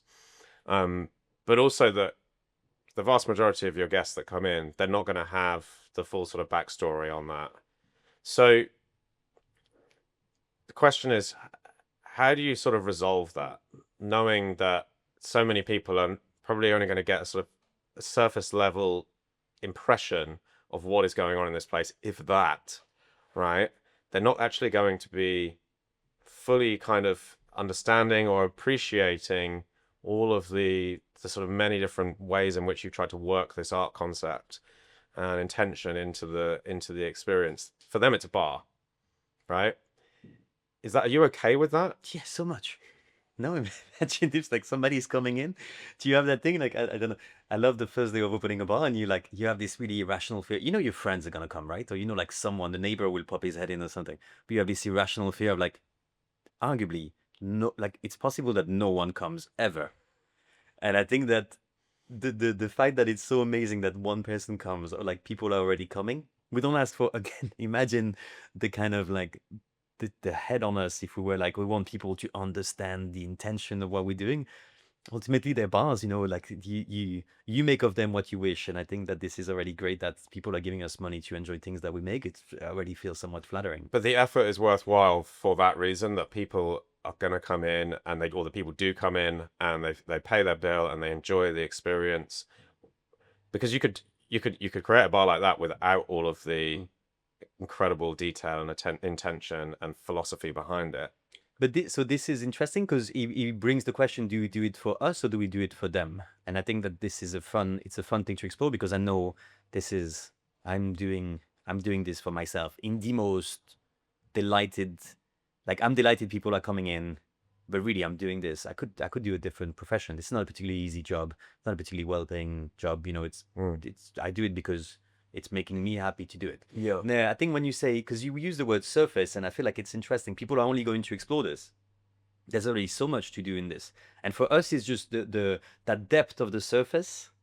Oh, Kenny, that you meant yesterday, the way that he says it is, if you want to scuba dive, here's a snorkel. I don't know. He says this with this lovely Australian accent. But then if you want to deep dive, that's a different story, and we can do both. Yeah. For me, it's my role as the person greeting you or serving you to understand which you're after. This just the scuba diving part, not the scuba diving, just the snorkeling part. This you just get to expand it. We was talking about the limitation you'll find in a place called Little Red Door, the Artisan, where I had these difficulties of wanting to do concepts, but I didn't have the tools to do it. As in, the place didn't look like what I wanted to express at the time. The Today, I just this surface I get to expand little by little, and it will come to the medium of design or to the chairs, the furniture, the music, the things. And I think that just in that segment, which is purely the snorkeling element, that surface, there's a lot of room for people to get it. And I think that it doesn't mean, again, that it has to be educational. It just means that their sensibility can be somewhat touched with that surface element. And then, of course, I feel like he also brings this idea of, actually, why does this look like this? And this is when it becomes even more interesting, because you can be like, well, post-technological and post-industrial stuff, and I think this is what I love about what you do, because I think what you're saying there sort of ring true for a lot of bartenders who create cocktails, because a cocktail is often based around a concept and then ingredients that sort of are appropriate for that concept. And a lot of the bars, the great bars of the world, the bars themselves are usually not so concept heavy compared to your bars, I would say. A lot of bars, in fact, they're bars. They're nice places to spend time. They might have certain design attributes to them, but oftentimes the design, the architecture of the bar, the space, the lighting, it doesn't conform to one sort of strong concept or another. It's just a nice place to spend time. And oftentimes, actually, we see trends in sort of concepts. Like, remember a few years ago, it was all like concrete bar tops and all that sort of thing, and quite minimalist and all that sort of thing. But nevertheless, it's not trying to communicate anything particular about the bar itself. It's just a nice design-led space to actually spend some time. But when we talk about cocktails, we often do have a concept to explain. There's some history to the drink. There's a combination of ingredients. There's a sourcing. There's foraging. There's seasonality. Whatever it is. When a guest comes in, there's different levels to which you can explain this drink. It can be like, this is a bit like a sour and it's got X in it. Or it can be like, well, actually, what we did is we used this technique to extract this flavor, and then, we bought this ingredient from there, and we combined this together, and that didn't work. And then, this product's got this history, and we wanted to bring some of their family, into this drink. So there's levels to which you can go to explain it. The difference with what you're doing is you've got that at the bar level as well. And that feeds into everything you're doing, from the lighting to the furniture, to the paint color, to the architecture of the space, to the drinks on the menu. So it goes so much deeper than just the cocktail. It's holistic. It's everything. Thank you. You need to write my website. I love it. I think it's nice that we still have the tools in that transitional moment in which we are, right? I'm not saying there's 10 years left of. Thank you so much, Tristan. Thank you. I'm not saying there's 10 years left of good bars, of like actual creative intent. We're trying to. Sorry, I'm opening up the conversation a bit. I hope you don't mind. Okay. We're trying to do this thing where it's called IBH, right? So I'm doing this thing. We're working on a new project based on our knife, and we can talk about it in an instant. But there was that thing of, okay, there's a team of us. We're including a bit of food. There's elements of wines, and that IBH stem that we're creating for ourselves is a contract that I'm writing for all of my business partners and the architect I will call, and all of the guys that will be part in that creative function, right? To not use AI. IBH invented by humans, right? There's really that thing of that little mistakes that would make, or that elements of like intent and individual reading of something. Like if we read the same book, we're going to focus on two very different things. And then if we were to just run with it, we'll end up with different results. And I guess that's what makes it fun. With this unification of thought through the medium of AI and this like default mode of any creative problem being solved through like again an app or I guess artificial intelligence, there's going to be a certain unification of thoughts that happens in the way that bars end up looking. So it's really that thing of we only have there's only 5-6 years left of just getting it done.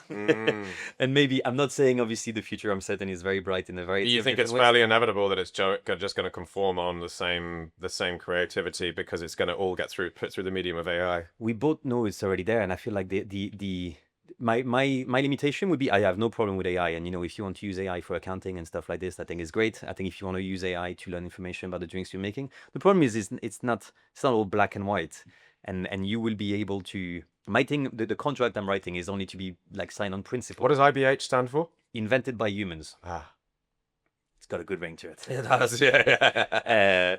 It means absolutely nothing. I'm just asking the architect not to be like, if I design a bar based on abstract art, what it will look like. Because in reality, and I've done the experience, we were exploring the idea of doing something in Milan around futurism. And it's like, it's just all the ideas are better than mine, it's great. It's all very fun, but the problem is, it's just that there's this certain limitation with like, I don't want to say too much power, but there's certainly this thing of, okay, why should I have this approach which is going to be super conceptual and coherent? You can just, a machine can do it for you. And I do feel that now it's still fun for us because we managed to, hopefully we would have managed to make just enough money to be, for the bars to be successful and for us to be able to afford food for the the rest of our life with the existing venue, because it's a terrifying thing to be creative and to open a venue today. I'm assuming it's hard, right? How would he differentiate? Like how Yeah. would one?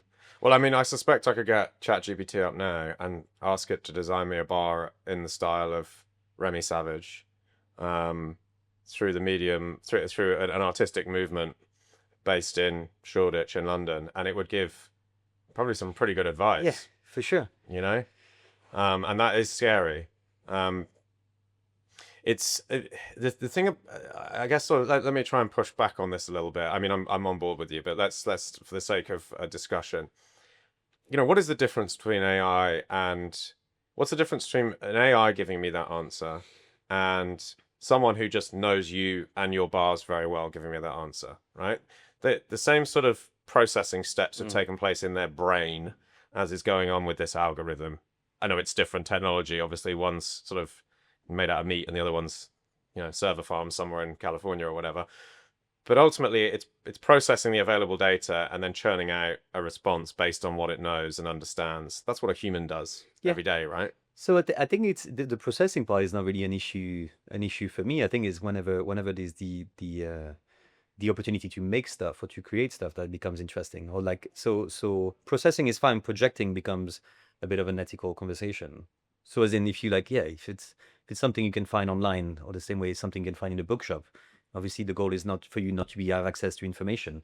The goal is simply to have both the process of and the ability to make mistakes, because ultimately this is what's going to be problematic, is the moment where we're going to have to one of the servers will tell us to make slight mistake for people not to feel like it's an AI generated project. Yeah. This is where it becomes, obviously it's anticipation, and it's I shouldn't have watched the Matrix a couple of weeks ago, but it's really that thing of just where does it become human? And ultimately it's where all luxury brands are going towards at the moment. No, this idea of analog is luxury and everything, like human connection and stuff like this.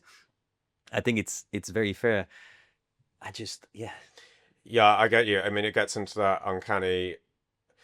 I think when AI wasn't as good, it was kind of amusing, and like it would make mistakes that were obviously AI mistakes, and now it's become harder to distinguish. And as you say, soon it will be even harder because it will just become more human in its outputs, and I mean, probably already there's the ability to include mistakes that are very human in their nature in outputs. There's something fun about walking around and you see and it's a speakeasy, and it has it uses their logo is like Art Nouveau pattern, and people just choosing stuff they like, not really understanding why. And there's something quite romantic about this, right? I'm just putting this outfit together, right? And I don't need to have a deep understanding of fashion, but then somewhat there's an element of self-expression that comes with the fact that you don't have access to everything and all information. So there's this romanticism, which is humans intrinsically are just bound by their knowledge and are bound to make things that out of mistakes will come, this nice opportunity for novelty, which means that we are creatively going towards a certain direction, or at least there's little branches of stuff going off. And I think that is the idea of just a thing of this being the default mode of making stuff at the moment. I need to open a small Italian deli upstairs. and then you have everything. It's already done. Yeah. And I do think that the fact that you don't have to remember that you like this particular color combination from something that you've seen or something that you felt, and just build around this. So it's a And again goes back to sort of the endeavor part of it, the struggle. If it removes a lot of that, then something's lost from the end product, maybe. that's hard. Do you think we need to struggle to appreciate things? I think all the best things come from a struggle. You do? Okay. Yeah, I think so. I think there has to be, I think certainly on a personal level, but also, I think even creations that garner the most respect often come from a place of effort and struggle and hard work. Whether it's emotional struggle or just like grit and sweat and determination. So this is interesting. And do you think that we put, because then this is where marketing enters the chat, right? So is the way that whether it's internal or for yourself or for others, there's this thing of, okay, this Vincent van Gogh cut his ear off, right? If I ask anyone in the world, tell me about Vincent van Gogh, they will tell me they cut his ear off, right? The how is it, like Starry Night, or in English, and the idea of knowing like the five tournesols and all of this kind of stuff is already step two, but we learning the struggle more than the person himself. Leon van Gogh, his brother, had in Pigalle like an art gallery, right? It was the idea of marketing the fact that there was this struggle, there was this also kind of like nepotism system or oligarchy system of like, I'm going to plug in my brother. All of this creates with the perfect marketing structure. I'm not at all questioning the talent of Vincent van Gogh. I'm just saying there is all of this particular landscape that makes this piece, like, or this artist relevant. Now, Chibi said, we talked about Donald Judd very briefly as a sculptor, and he had this huge point of, just, I guess, materials and celebration of all this. And he had this quote being like, the work isn't the point, the piece is. And I think it's extraordinarily powerful as a statement, So it doesn't matter how hard you worked, or it doesn't matter, my grandmother can give me a lemon on a deathbed. It's not going to make my amaretto sour objectively better. The fact that I'm more emotionally connected to it is a certainty. The fact that I feel and I can represent a variety of different things. Me saying my grandmother is going to, unlock your empathy system, being like, think about my grandma. I like my grandmother. You like yours. Okay, cool. We're humans and we can suddenly communicate. This thing is obviously completely at the opposite of whatever minimalism stood for. And I think for what things are, because I feel like we just perhaps is limiting the potential of. And I feel like the idea of, from a creative, so we bring this back to the idea of making a drink. It's annoying sometimes where you don't have to struggle and a drink is just somewhat superior. And you just have this combination. At the artisan, we had these people making drinks. Feels like a sham. Yeah. And it was so annoying. So it was only 2 ingredients menu, right? And so you had like either you could use tools like whatever, distill, making homemade ingredients. So sometimes it was just finding the right whatever whiskey and vermouth or like 2 ingredients. And this guy made that drink with, it was rum and sake, and he was just spectacular. And he was just like, the drink was so good, and he was, the work was finished, and it wasn't that it's, I don't want to say he wasn't a particularly talented bartender, but it's not somebody that you would have think like that comes up like bangers after bangers with an amazing palette, or it was just like, it's a happy landing into something that has got little to no notes. It's like, it's a perfect drink for whatever the brief was. It's just there. No hard work, no nothing. And some more talented bartenders or people that are used to making stuff will struggle, and it's 5, 10, 11, 15 tastings, not really landing on something. And again, I think that ultimately what's important for the guy at table 42 that doesn't need to know your life story, doesn't need to know what you're going through. Ultimately, it's an experience-based moment in which I'm not only selling stories, I'm selling liquids. Yeah. And the liquid I'm selling is superior, despite the fact that it wasn't hard work. It was just, the piece is superior than the work.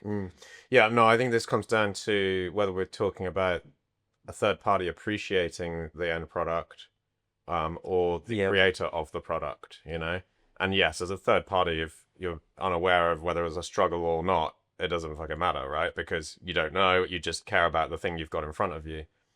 But I think from a personal point of view, I think struggle is quite satisfying. Obviously not at the time, but afterwards. I mean, there's the whole, Well, you ultra marathon. Yeah, exactly. Yeah. But I mean, it's the sort of, it's about the journey, not the end goal, all this sort of thing. So yeah, and that's a really interesting aspect of human nature, isn't it? That actually the best rewards come after really aspiring to achieve something possibly beyond your capabilities, but then getting there nevertheless. That sort of whole dynamic of human nature I find fascinating. It's very interesting. You know, it would be easy to sort of say, oh, look, in the perfect world, everything would just happen the way you want it to happen immediately. That's not the perfect world. The perfect world would be you have to work hard and then you get it. Every single time there's a bit of hardship, and that power, that balance, that emotional balance between I don't know if I can do this, I did it. I don't know if I can do this, I did it, is based on human psychology that I understand way more powerful than I did it, I did it, I did it. So are you someone not skeptic but a bit concerned with, so we're talking about AI and looping this back, do you feel like because this idea of hardship is not nullified, certainly there's still an effort to be made, but do you think that it's being reduced and therefore it can be, I mean, I'm sure we're going to be fine in the end, right? This transitional phase of not having to work as hard or not having to. Yeah, I mean, this is certainly getting well beyond the sort of realms of bars and drinks, but I actually think that a lot of the psychological problems we have in society today, and not everything, I'm not putting all of this down to this. It's certainly there's various myriad reasons. He did it. Yeah, I did it. Yeah. This is suddenly a health podcast and I've got outrageous claims to make. But I think a lot of people, they lack meaning, and I think meaning and endeavor and struggle are all sort of, you know, related to one another. I think having goals, having to work hard to achieve those goals, that gives meaning, because there's a start point, there's a journey, and there's the end. And I think that in an increasingly sort of automated world, in a world where there's changing very fast and it's hard. I mean, what career advice do you give to your children these days, right? You know, like, you know, what jobs are they going to be in 5 years, in 10 years, in 20 years? No one knows, right? So I think, you know, anxiety sort of epidemic that we have, I think that's partly a function of sort of lost meaning and sense of purpose in life. And I think I just think that's tied to sort of struggle, achievement, Interesting. achievement, you know. Interesting. We're definitely beyond drinks at this point, aren't we? I think no. I think It's good. It's good though. It's interesting. It's exactly there. It's really that thing of what you you know, what comes next. It's the what comes next even for you and I. You know, as professional, I feel like because we are this transition, and every single person behind a bar today is in this era where things are about to transition, and they are already transition. And no matter what your expectations were of your future in this industry, it's really hard to know. I don't think I would have done the same projects knowing AI was coming. I feel like it's completely irrelevant because somebody can make a better Art Nouveau bar than I can, like today. So I feel like beyond this idea of, you know, human expression is it doesn't feel like my efforts were vain, but it was like, oh, ultimately my piece is vain because it can be made better today. But I do think there's this idea of finding, I guess finding, yeah, exactly what you're saying, finding satisfaction in the process of, and I feel for myself personally, and I know I love to say us, but I think that this one is really a meeting. The fun thing is that constant imperative of learning in order to be credible in my project actually forces me to learn. And this is what's so great about my wife is from Venezuela, so I now have to learn Spanish because her mom was with us and things like this. It's so fun to learn a new language, to actually like understand what's funny in there and to have all of these things, because you unlock so much about your everyday life, and I guess the potential of everything that surrounds you is instantly a bit more fun and a bit more exciting because there's all of these kind of keys you're given. And for sure in that process towards making bars, designs around art movement, understanding an artistic ambition allows us to look at every single thing with a bit of a different lens. And I think that this is the, but again, for you and I, perhaps we're lucky because we're not 18 today. I'm 35. You know, I can survive without AI. I don't want to put it on my phone. I'm trying to, you know, undo it from my Google or stuff like this, just because it's at this point it's just like kind of old asshole mentality, like, oh, I didn't have, you know, like a old grumpy, old grumpy like dad vibe. But I do think, yeah, being a 20-year-old bartender today, it's really interesting. So since we're on AI and the uncertainty of the future, do you think there's hope for bars in that sort of context, that bars are generally a sort of phone-free space, AI-free space? They're sort of, you know, it's back to just socializing. It's back to enjoying company with other people. I don't think our kind of bars phone-free spaces. I think that they're exactly the opposite. Yeah, you need to stop making pretty drinks so people don't have to photograph. It's really, but you don't want to be. I love being on my phone in bars, but like it's really. I feel like there's more phones out in our bars than there is in in most offices.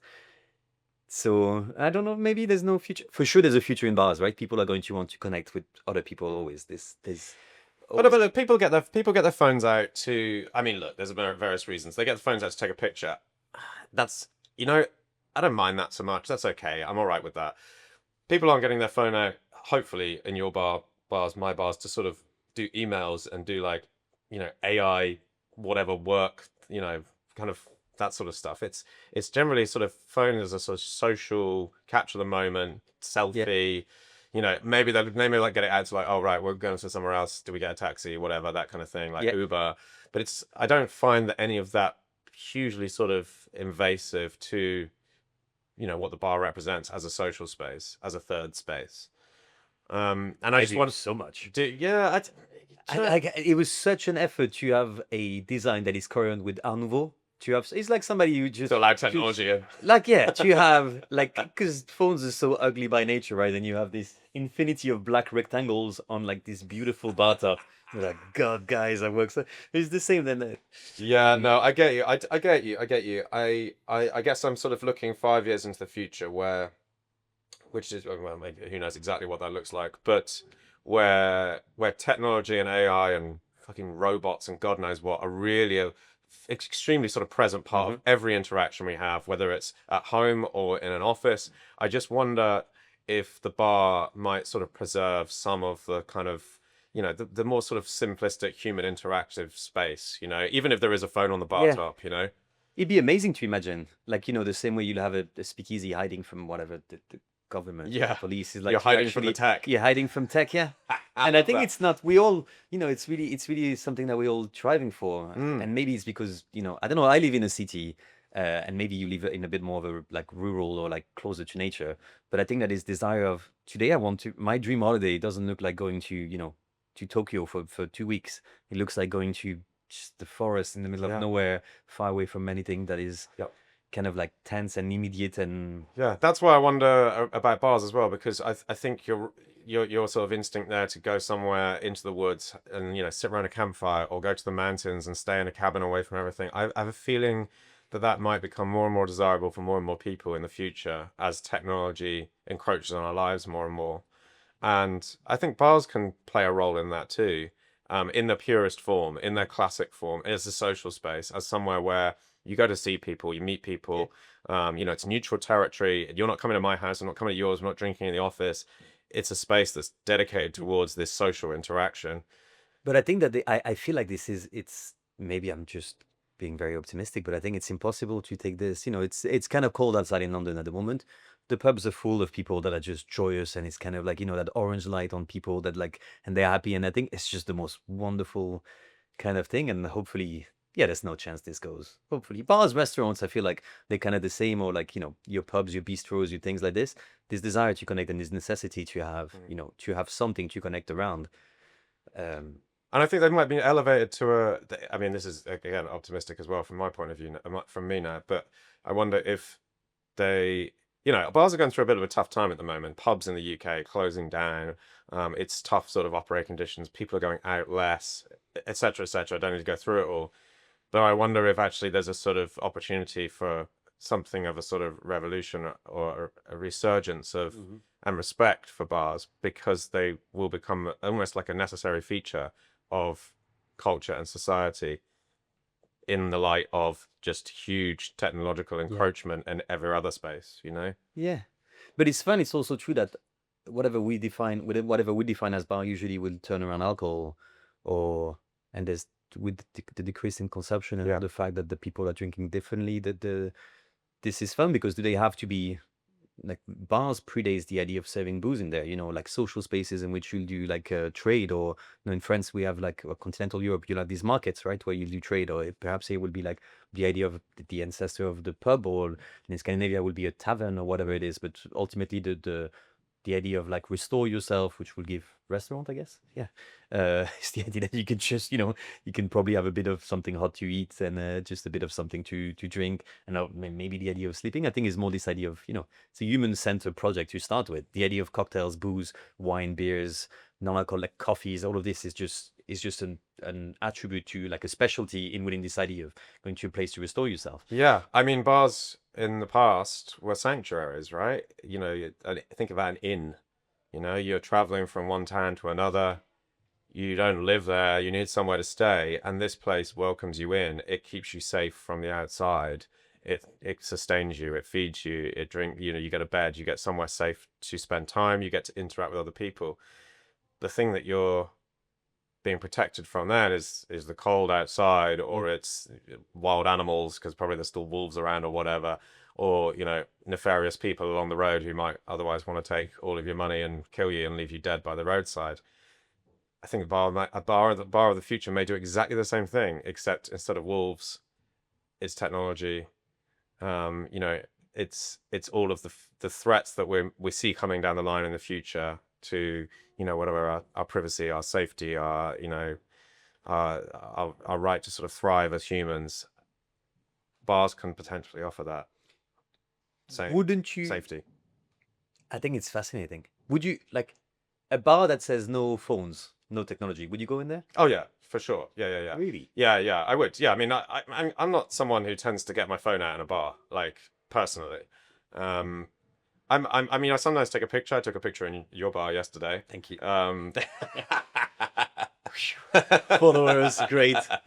I sometimes take pictures, but I mean, it might as well be a camera. Yeah, okay. I'm not using any sort of phone functionality unless, as I said before, like I'm booking a taxi to go to the next place. Yeah, okay. Yeah. But you'll still go to a bar and so by yourself and not take your phone out and just like scroll or like be on WhatsApp or I mean, I probably wouldn't do that if I'm honest, because it's just habit, but I could do it quite happily. And I mean, it depends on the bar. Like if I go into a pub and I sit at the bar and there's a great bartender there who is got interesting things to chit-chat, say and there's a good conversation, I've got no reason to get my phone out, yeah, right? of course. But if I'm in a bar where I feel I'm like, somewhat isolated and on my own and nothing to do, then the phone obviously offers something to Yeah.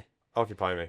And I almost feel like a weirdo when I don't have my phone out now. So if I'm at a bar like, by myself or whatever, waiting for someone, and I'm sitting at the bar because obviously it's a bit nicer and you feel like that, so you'll order something. If there's not this instant connection, I feel if I don't take my phone out, I'm kind of a weirdo. Yeah. Like expecting something to like, just what Yeah. does this guy want? Yeah, like if your attention isn't focused on the phone, then people Yeah. are like, they must be looking at me. And it's fun, even in a place as small as Bar Nouveau. We're lucky because we have a tremendous amount of like Paris being probably the most touristic city in the world. I would argue there's a lot of guests, right? And there's people that are in this particular mood, like mindset of I'm on holiday and therefore life is awesome, which is the nicest because Yes. you're in a city like Paris, which is incredible, probably like the best city in the universe. I would certainly feel there's these people that are excited to be there. So there's all this thing where there's this attribute to connect. But then when you have a bar full of French people, it's really weird because even despite the shape and stuff, it's really that moment of like, okay, what do I do? And I've heard this is a nice bar, right? I've seen this Time Out Awards list or whatever is it I've heard it for. So people are there just somewhat responsible, and then they will feel shy whenever, like, whether the bartender is interacting with them or there's this moment of. I just think the service industry is changing so much based on this interaction where like maybe 50 years ago, certainly even I feel like 20 years ago, 10 years ago, it was kind of part of your skill sets to be not entertaining, but to make sure that you're chit-chatting enough that everybody is having a nice enough time. Whereas I do feel like today, you don't need to be a chit-chatter at Bar Nouveau because people kind of not necessarily find you intrusive, but you came in, you had like, you took your picture, you're doing your Instagram story or your TikTok or whatever. And then it's kind of weird that the bartender is chatting to you. So I feel like there's a new training suddenly that we probably should work on like how to understand and gauge what level of interaction the guests are expecting. I think that's just one of the sort of crucial but probably under-recognized skills of a bartender, and the best bartenders do it because they're just really good at it, and it's sort of an automatic thing. But kind of triaging every guest as to what their requirements are, the level of conversation they want, how cheeky you can be, or how formal you need to be, how polite you need to be. That's kind of like one of the main skills of a great bartender, I would say, beyond really anything I can think of, in fact. Yeah, to understand your audience. Understand the audience, Indeed. yeah, because in the end, it's called hospitality, right? You got to be hospitable, and that means different things to different people. So yeah, and it's one of those things that I think you can train it to a certain degree, but some people are naturally just endowed with that skill, probably because they had a certain kind of upbringing with parents that exposed them to certain things, and they just got it. You know? They can just like work a room, you know, like oh right, yeah. Like Were you good at this? I'm all right at it, but it requires some effort. Okay. It's not natural, I don't think. Whereas other people, it at least looks natural, you know, and that counts for The a lot. Italians. Yeah, the Italians are very good at it. The Italians are very good. Though the Italians, ooh, that's not maybe don't get on that. I was going to say, Give it. no, Jacket on. no, the Italians. I mean, they can do that. They do. The best Italian bartenders are some of the best bartenders in the world for sure, no question about it. But I think there's also an Italianistic charm that sort of goes, that penetrates through all of that, you know, and that's a sort of brand of hospitality that sort of exists in its own right. I like it because I feel like certain nationalities have become a bit of a product on like by themselves, Oh yeah. right?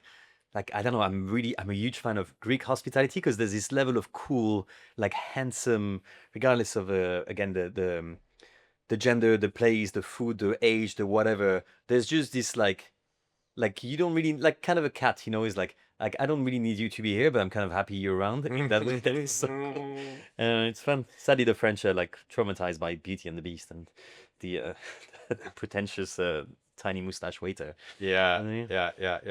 All right. Well, look, let's finish up. What are you working on at the moment? What are you excited about? What's in the pipeline that you can talk about? We're doing I think just do more art stuff. So two different kind of branches into what we're trying to do.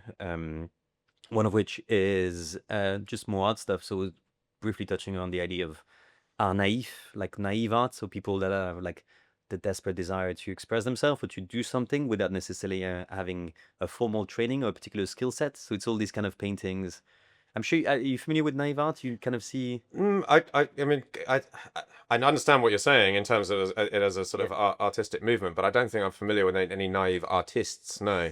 There's a douanier Rousseau. So Rousseau. Well, I'll show you some stuff afterwards. It's kind of fun because he looks off, and there's something beautifully off about it. Okay. Or there's this guy, my particular favorite, like my personal favorite. Sorry, this guy from like I think it's southern France, a bit south of Lyon, which is called the Facteur Cheval, and this guy was a postman. And every day, so he will post, you know, deliver mail and postcards and stuff like this. And every day, as he will give his letters, he will just like fill his bag with like rocks, and he just start building himself a castle. Ultimately, he did this thing that is insane, and it's like stories high. It looks crazy, and it's only stuff that he's seen on postcard, right, from whatever like Siam at the time or Southeast Asian places. And he just built this entire structure having no formal training in anything except for the desire of doing something. And I feel like it's often something that we have. And obviously, like, of course, what could he mean for us as, you know, flavor professional? And what does he mean that people that just want to make things taste nice? Or like just the design, everything. So I don't know. It's a very fun exploration because there's really that thing of, but is it pretty? I don't know. Perspective is off. Everything feels slightly off from lack of formal training, but there's a particular beauty into the just, I guess, appreciating the desire for someone to express himself or herself. I think it's just really cool. Yeah, I guess it's almost sort of, in a way, it's more honest, right? So because it's pure, like the endeavor to make the art is unconditional. You've just got to do it. Yeah. Without any sort of academic approach to how it's going to happen. And so there's something sort of very honest about that, I think. This is so fun because again, we go back to our metrics, right? What is art if is that ability to feel, capability to I guess technically delivering it. And I feel like it's so high into like you have to feel so much in order to have such a lack of technical or formal skills, which I feel creates a very interesting like ecosystem of pieces made, which are now you're really able to judge people's sensibility. Yeah. Aside from their technical, I think it's kind of fun. It's like you stripped out. You have to compensate for the lack of technical ability by having a lot of intention and heart. And to look at it today, it doesn't look as off as it did obviously 100 years ago, but just to understand the moment that people will be like, the fact that you will not be considered an artist because you didn't have the particular training to do so. I thought it was a fascinating thing. So I think that I'd like to explore this, and maybe mostly with foods and I guess sourcing of products. So we talked about wine, beers, ferments, or whatever it is, kombuchas, whatever we can think of, but not necessarily as cocktail driven. I don't know. This is something to explore. And then there's just more this thing of like this desire to kind of like breach out of the canon of art stuff, where how would I was reading about Prada the other day. Very interesting fashion house, and this lady Miuccia Prada, obviously heritage, third generation, blah blah blah. She in the 90s, maybe 1990, 1995, she did that thing called Miu Miu, which was her nickname as a kid, I believe. And so she had all of these really strong feminist, minimalistic, functional fashion that she was doing, high fashion with Prada. And then she was just something that was a bit more playful. But she didn't want to have this under the same umbrella in order not to affect the brand that she had. Obviously, we don't have a brand like Prada yet, but there's certainly this thing of, okay, we do bar based on different art movement, and it's like, actually, I just want to make sandwiches. So it's like Baguette 3000. Yes, I heard about that. Is this place open or no? No, it's the next one that I really want to. And is this in Paris? Paris, London, I think we're aiming to do both. Oh, okay, cool. And One it's just, sandwich. and it's just it's a sandwich shop. It's a sandwich. Just a sandwich shop. It's just a sandwich shop. Well, there's a fun like the reasoning was, okay, if I ask you to talk about countries that you will associate with food, probably you'd be like, okay, Italy, Mexico, Japan. I would say France is going to be up there, right? It's countries that produce consistently good food. Now, if I ask you to tell me a dish that you will associate with this country, you're going to be like, I don't know, pizza, pasta, sushi, tacos, right? All of this kind of stuff. Well, France, you don't really have a dish, right? You'd say one. No, I wouldn't say. Yeah. So France is good at products and is good at technique, right? We have gastronomy, we have cuisine, we have the idea of transforming products and doing all this, but we also have the best cheeses, dairy, whatever. Yeah. The cool thing was, okay, why do we culturally our country associate with food that doesn't actually have that one dish? And you could argue maybe the croque monsieur is up there, or the. So ultimately, it was like, what is popular culture? What is the French dish? Which ended up ultimately being like, a Parisien, which would be a jambon beurre. Then you have a jambon fromage, and these just went on this entire segment of, but because it's off-brand, right? Because it's the Miu Miu to our, Prada. Yeah. We just can do whatever we want, so it's fun. So it's a lot of pictures of Zinedine Zidane headbutting, his way through sandwiches. That sounds really cool. I mean, God, I can't wait to see what you do to a sandwich. And are you planning on, like, fucking with these baguettes a lot, or is it going to be? I love that race now. What I'm saying is are these going to be just like great sandwiches, or is it going to be kind of more creative sort of twist to it? There's a bit of a technical innovation being done in the world of baguettes, thanks to Baguette 3000. Like these kakigori machines you have in Japan, right? Like shaved ice machine. You put a block of ice. Yeah.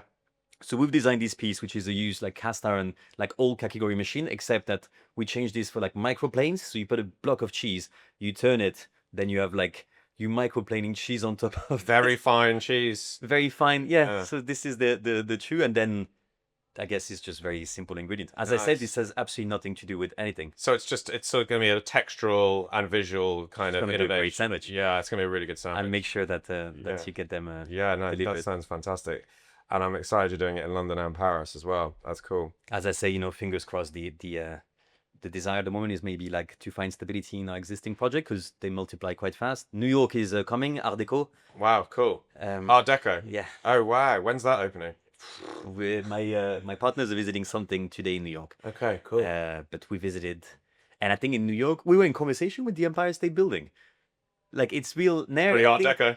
But I think that this is what's amazing, starting off this little project out of like the bars in London. Now we have conversation with the Rockefeller Center, the Empire State Building. I have no idea if this is going to happen, but the fact that we are being credible enough to talk about, opening an Art Deco oyster bar in the Empire State Building, for me, I feel like it's, it's cool because this idea of creating venues that echo somewhat a particular artistic ambition, and people are responding positively to it, and I think it's very encouraging actually. Yeah. No, I love it. I love what you're doing. I think it's really great. Nice. I think first of all you're pushing boundaries on what a bar can be and what it represent and how that can be an all-encompassing experience, from the drinks to the uniforms to the design and the music and the lights and everything. And You're doing a fantastic job of challenging all those notions, and it's helping the whole industry to sort of think differently about venues and spaces. Um, and it's just been fun to chat. It's really interesting conversation. We've gone off some wild tangents there, but it was a lot of fun. Thank you so much, Justin. Remy Savage, thanks. Merci beaucoup. Thank you.